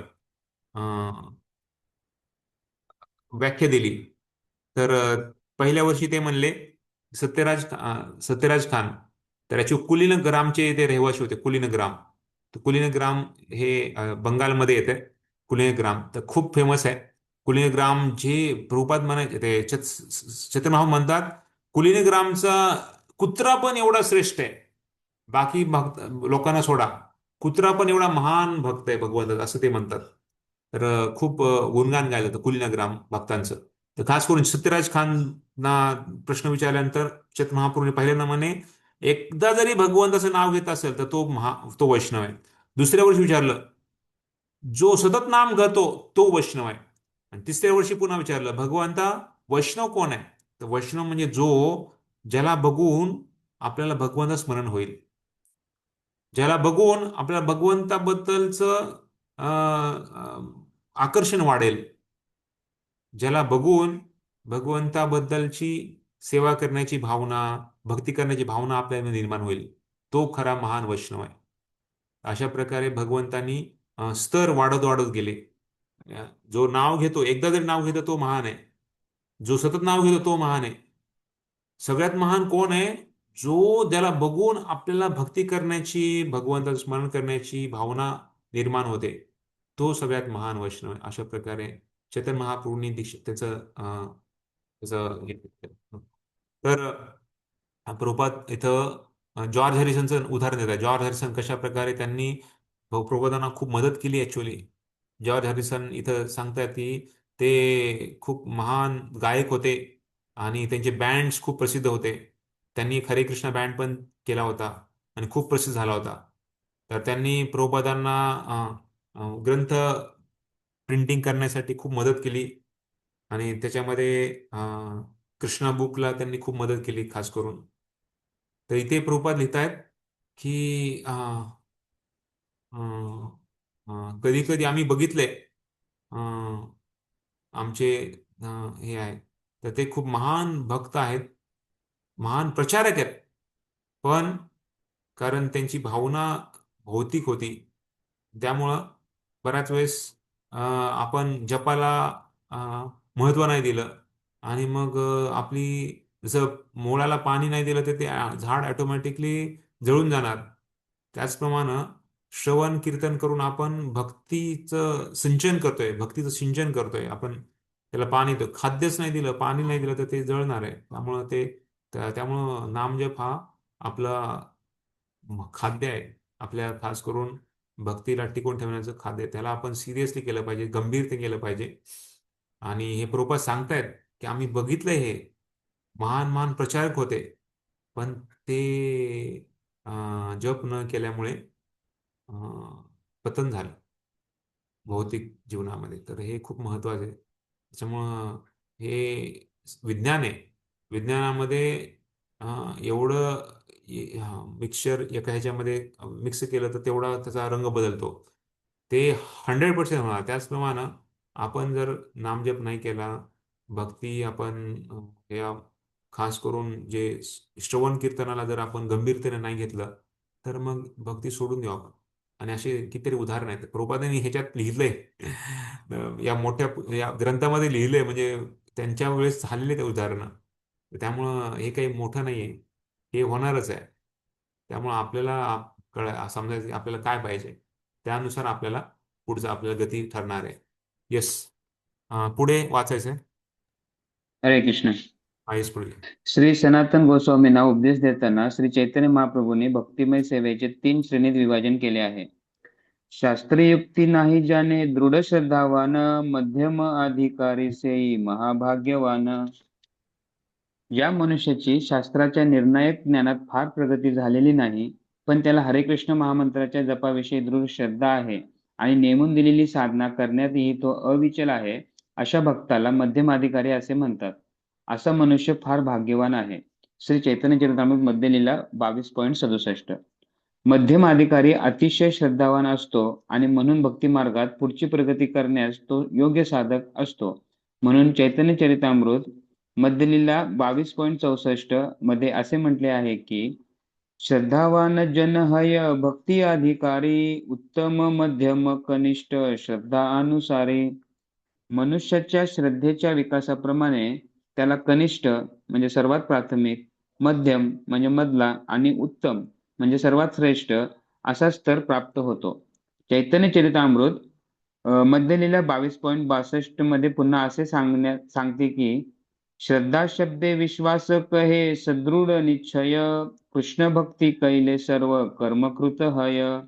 श्रीकृष्णांची दिव्य सेवा केल्यामुळे आपण इतर सर्व अनुषंगिक कार्ये आपोआप करीत असतो. कृष्णमय भक्तिमय सेवेला अनुकूल अशा या सदृढ निश्चयपूर्ण विश्वासाला श्रद्धा असे म्हणतात. श्रीकृष्णांच्या ठायी श्रद्धा हा कृष्ण भावनेचा प्रारंभ आहे. श्रद्धा म्हणजे दृढ श्रद्धा. भगवद्गीतेतील शब्द हे श्रद्धावान लोकांकरता सप्रमाण आदेश आहेत आणि भगवान श्रीकृष्णाने भगवद्गीतेत जे काही सांगितले आहे ते मनुष्याने जसेच्या तसे स्वतःची टीका टिप्पणी न करता स्वीकारले पाहिजे. अर्जुनाने भगवद्गीतेचा याच रीतीने स्वीकार केला होता. भगवद्गीता ऐकल्यावर अर्जुन श्रीकृष्णांना म्हणाला, सर्वमेतद्दत्तं मन्येयन्मा वदसी केशव. हे कृष्ण, तुम्ही मला जे काही सांगितले आहे ते सर्व मी पूर्णपणे सत्य म्हणून स्वीकारतो. भगवद्गीता 10.14. भगवद्गीता समजून घेण्याचा हाच अचूक मार्ग आहे व यालाच श्रद्धा असे म्हणतात. मनुष्याने स्वतःच्या मनाला वाटेल त्याप्रमाणे भगवद्गीतेचा एक भाग स्वीकारायचा व दुसरा सोडून द्यायचा असे करू नये. ही काही श्रद्धा नव्हे. श्रद्धा म्हणजे भगवद्गीतेच्या आदेशांना, विशेष करून अंतिम आदेशाला पूर्णपणे स्वीकारणे. गीतेचा अंतिम आदेश असा आहे की सर्व धर्मान् परित्यज्य मामेकं शरणं व्रज. सर्व प्रकारचे धर्म सोडून मला शरण ये. भगवद्गीता 18.66. जेव्हा मनुष्य या आदेशावर पूर्णपणे विश्वास ठेवतो तेव्हा त्याचा हा दृढ विश्वास आध्यात्मिक जीवनात प्रगती करण्याचा पाया होतो. कृष्ण. धन्यवाद प्रभूजी. तर इथे हरे आपण कृष्ण. बघितलंय कशा प्रकारे प्रभुपाद सांगतायत की ऍक्च्युली श्रद्धा खूप महत्वाची आहे आणि श्रद्धा ठरवते कोण कनिष्ठ आहे, मध्यम आहे, उत्तम आहे. चैतन्य चरितामृतचे 2 श्लोक प्रभुपादांनी कोट केले आणि प्रभुपाद सांगतात की श्रद्धा म्हणजे दृढ श्रद्धा. भगवद्गीतेमध्ये पण कशा प्रकारे अर्जुनाने स्वीकारलं, करिष्ये वचनम तव. भगवंतानी तर म्हणले, अरे अर्जुना तू काय करतोयस? कुतस्त्वा कश्मलमिदं विषमे समूस अनार्य अजिष्टम अनार्जुष्टम असर्गम अकीर्तिकरम. अर्जुना तुला काहीच कीर्ती नाहीये, तू काय करत आहेस? तू तुझं नाव खराब करत आहेस. तू पांडवांच्या कुळामधला आहेस, तू आर्य आहेस, तू अनार्य बनतोयस, तू युद्ध करत नाहीयेस. तर प्रभुपादांनी म्हणजे भगवंतांनी त्यांना एवढं म्हणजे शब्दांनी त्यांना हे केलं. तर त्यांची जागृत करत होते ते, पण तरी पण ते जागृत नाही झाले. शेवटी मग एवढे सगळे बोलल्यानंतर मग त्यांना करिष्य वचनम तव ते म्हणले. आणि तेव्हा त्यांनी ऍक्च्युली नंतर मग त्यांनी शिष्यस्ते हम शादी माम तोप म्हणून जेव्हा शिष्य बनले तेव्हा मग भगवंतांनी त्यांना भगवत सांगितली आणि त्या भावनेमध्ये मग त्यांनी सगळं बघितलं.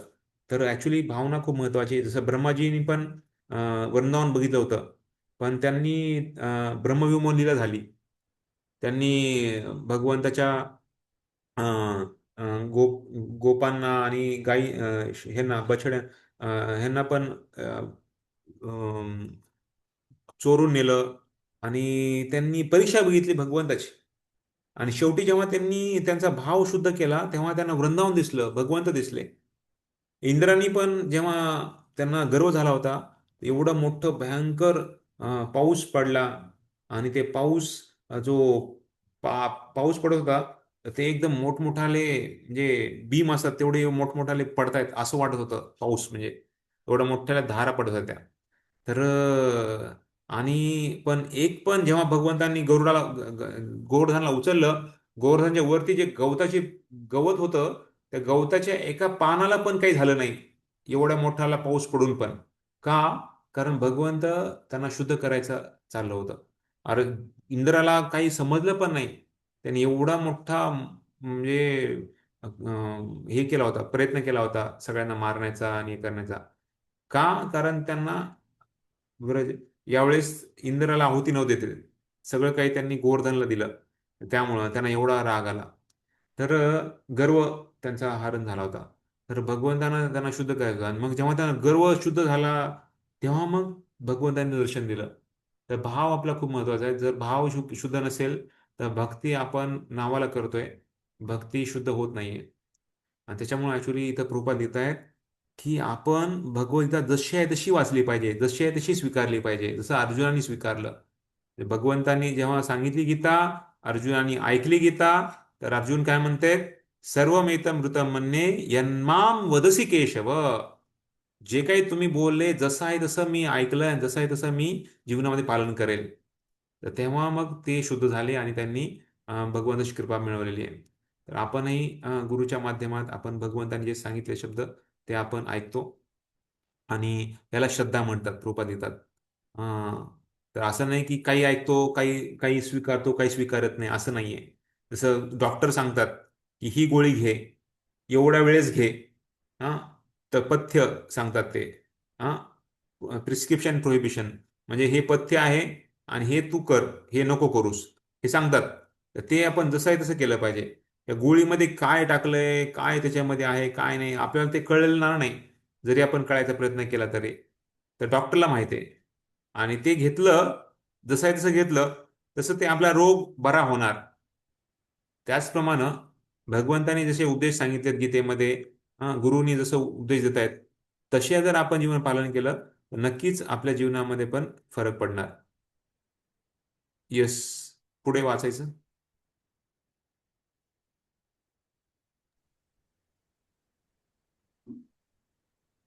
हरे कृष्ण. हरे कृष्ण. वाचू प्रभूजी. जेव्हा एखादा मनुष्य हरे कृष्ण महामंत्राचा जप करण्यात पूर्णपणे रत होतो तेव्हा त्याला स्वतःच्या स्वरूप स्थितीचे हळूहळू ज्ञान होऊ लागते. जोपर्यंत तो मनुष्य श्रद्धेने हरे कृष्ण मंत्राचा जप करीत नाही तोपर्यंत श्रीकृष्ण त्याच्यासमोर प्रगट होत नाहीत. सेवोन्मुखे हि जिह्वादो स्वयमेव स्फुरत्यद भक्तिरसामृत सिंधू 1.2.234. आपण कोणत्याही कृत्रिम साधनांनी भगवंतांची अनुभूती करू शकत नाही. आपण श्रद्धेने भगवंतांची सेवा केली पाहिजे. अशी सेवा जिभेने सेवोन्मुखेही जिव्हादो सुरू होते. याचा अर्थ असा आहे की आपण सतत हरिनामाचा जप केला पाहिजे आणि कृष्ण प्रसाद स्वीकारला पाहिजे. आपण अन्य कोणताही जप करू नये व दुसरे काहीही खाऊ नये. जेव्हा या विधीने श्रद्धेने पालन केले जाते तेव्हा भगवंत भक्तासमोर प्रगट होतात. हा जे ऍक्च्युली धन्यवाद. तर हे ऍक्च्युली हे खूप सोपं नाही आहे. सतत जिवेवर भगवंताचं नाव घेणं. तर इथे सांगतात बरोबर की नेहमी आपण भगवंताचं नाव घेतलं पाहिजे आणि खास करून प्रसादच खाल्ला पाहिजे. प्रसाद खाणं तर ठीक आहे, पण ॲटलिस्ट नाव घेणं एवढं सोपं नाही आहे. त्याच्यामुळे आपण हरिदास ठाकूरांना प्रार्थना करू शकतो. ते 22 घंटे नामजप करत होते. आपण उलटं करत आहे, आपण 2 घंटे नामजप करतोय. तर तोच तर 22 घंटे नामजप करण्याचा कधी येईल माहीत नाही आपल्याला, पण ॲटलिस्ट आपण त्यांना प्रार्थना करून त्यांच्या कृपेने तर जेवढं शक्य तेवढं आपण जेव्हा आपण नामजप करतो ॲक्च्युली, तर तेव्हा आपली चेतना शुद्ध होण्याचा एक सोपा उपाय आहे. नामजप हा कुठे पण कधी पण करू शकतो.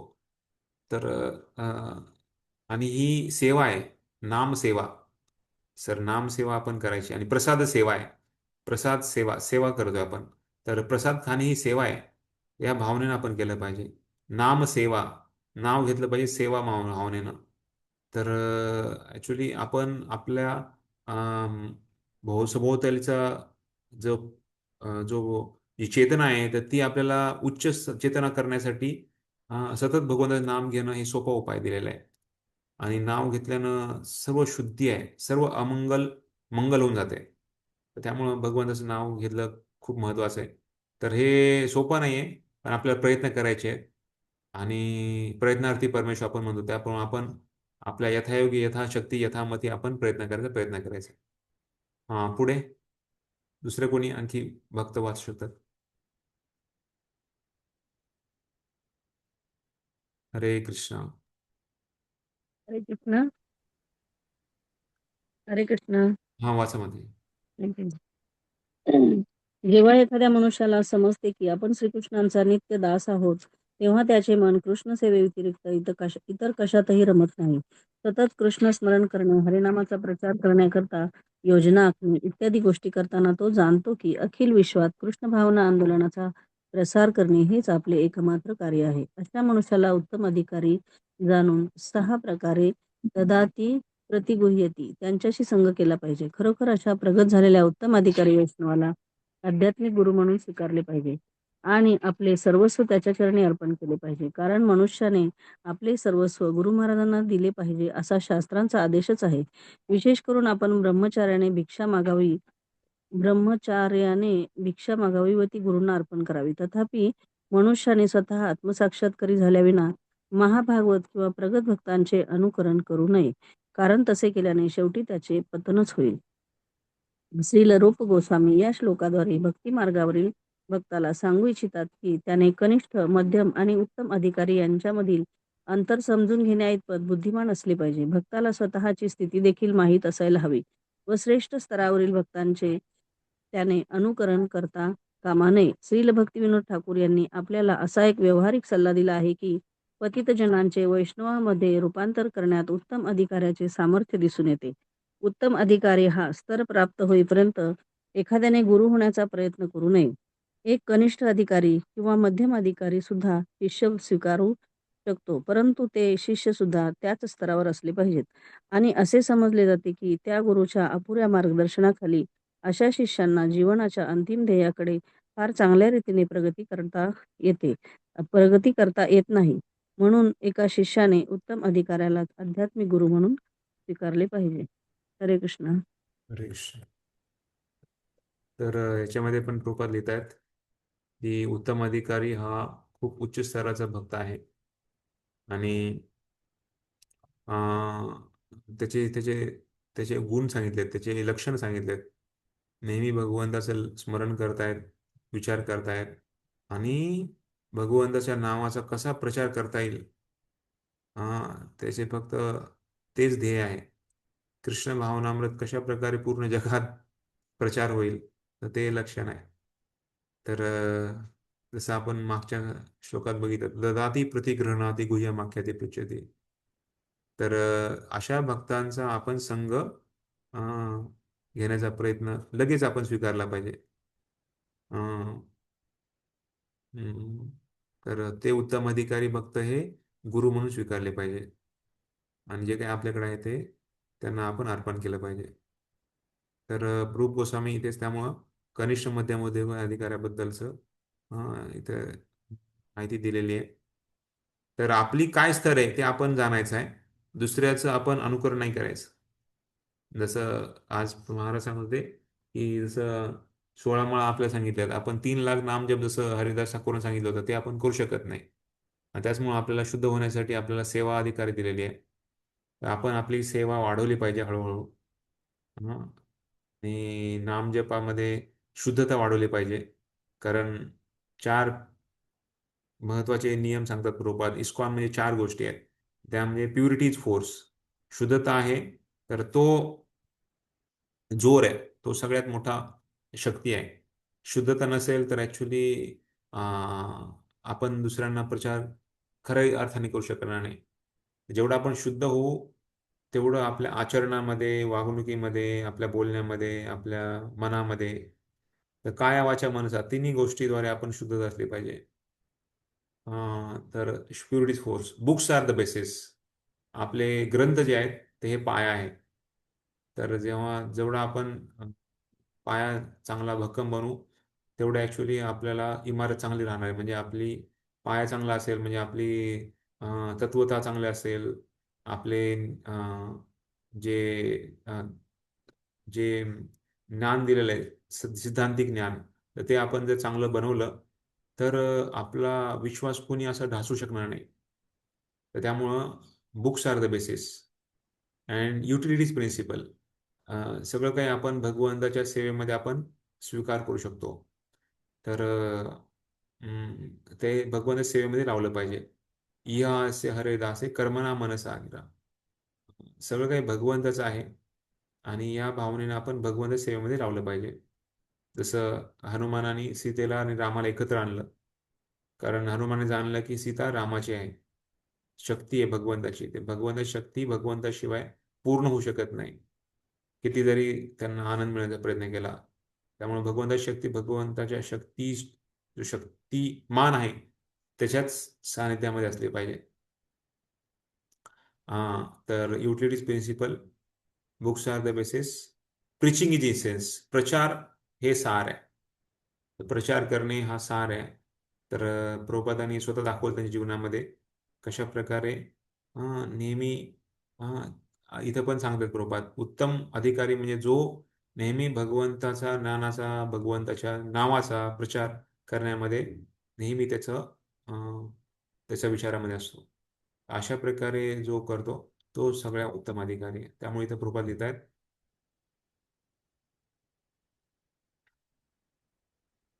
एक नवसिका भक्त किंवा वैष्णव पण तो शिष्याना स्वीकारेल, पण ते शिष्य पण त्या स्तराचे असतील.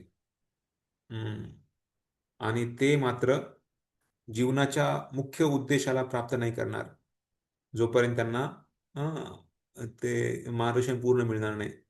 आणि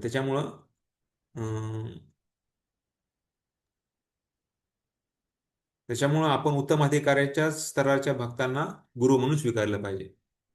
तर यासाठी ह्या प्रभुपादांनी सल्ला आपल्या सर्वांना दिलेला आहे. त्यामुळे गुरु कोण आहे, गुरु बरेच भक्त पहिले इस्कॉनमध्ये याच्या अगोदर काही गुरूंना स्वीकारलं होतं, पण त्यांचा स्तर काय होता किंवा त्यांचा अ, त्यांचा जो म्हणजे त्यांचे विचार, त्यांचे आचार, त्यांची सगळं काही ते बघितलं तर ॲक्च्युली प्रश्न आहे. त्याच्यामुळं बऱ्याच वेळेस अशी काही लोक भेटतात आपल्याला की ते म्हणतात की आम्हाला ऑलरेडी आम्ही गुरु केलेलं आहे. तर मग ठीक आहे, ॲटलिस्ट त्यांना आपण प्रेरणा देऊ शकतो की ठीक आहे, हे नामाचा जप चालू करा. मग हळूहळू जेव्हा ते भक्तांच्या संबंधामध्ये येतात, तेव्हा मग ऑटोमॅटिक त्यांना कळतं की ॲक्च्युली जे आपण गुरु केले होते त्यांच्यामध्ये आणि सध्या इथं इस्कॉनमध्ये काय फरक आहे. ते हळूहळू ते बदल त्यांना दिसणार. त्याच्यामुळं प्रामाणिक गुरुच्या आश्रयाद्वारेच भक्तीमध्ये आपण वाढू शकतो. त्यामुळे प्रभुपादांनी सांगितले, उत्तम अधिकारी भक्तच आपला गुरु स्वीकारला पाहिजे. कारण तो आपल्याला कुठल्याही सरावासून आपल्याला वरती उचलू शकतो. त्याच्यामध्ये एवढी शक्ती आहे. कृष्ण से तो मार, कृष्ण दिते पार, तो मार शकत याछे. आम्ही तो कंगाल, कृष्ण कृष्ण बोले, धाई तब पाछे पाछे. ओहे वैष्णव ठाकूर दयार सागर, वेदासे करुणा करी. तर गुरुदेव कृपा बिंदू दिया आणि ओहे वैष्णव ठाकूर हे दोन महान वैष्णव भजन आहेत. तर त्याला आपण स्मरण करू शकतो, त्याला रोज गाऊ शकतो आणि त्या भावामध्ये आपलं जीवनाचा जगण्याचा प्रयत्न करू शकतो. हरे कृष्ण. तुला काही प्रश्न आहे? इथे आपला 5वा श्लोक कंप्लीट होतोय. 6व्याला आपण पुढच्या वेळेस, आता हे पुढचे जे आहेत ना ते एका एका क्लासमध्ये एक कंप्लीट होऊ शकतो असं आहे. कारण हे महत्त्वाचे जे 5 होते ते आतापर्यंत त्याला आपल्याला जास्त टाइम लागला. पण आता ह्याच्या पुढचे जे आहेत ते एका क्लासमध्ये एक असं किंवा दीड असं होईल असं आहे. त्याला जास्त वेळ नाही लागणार. हरे कृष्ण.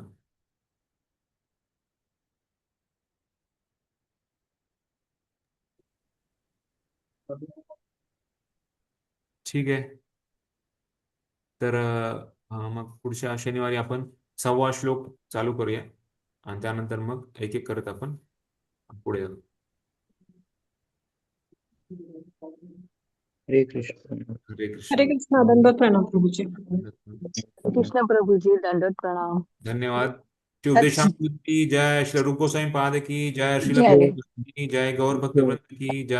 हरे कृष्ण हरे कृष्ण, कृष्ण कृष्ण कृष्ण कृष्ण हरे हरे हरे, हरे, हरे हरे राम राम हरे हरे हरे राम राम राम राम हरे राम राम राम हरे राम राम हरे. राम हरे हरे हरे. हरे. धन्यवाद. हरे कृष्ण. हरे हरे कृष्ण. कृष्ण प्रभू. दंडवत प्रणाम.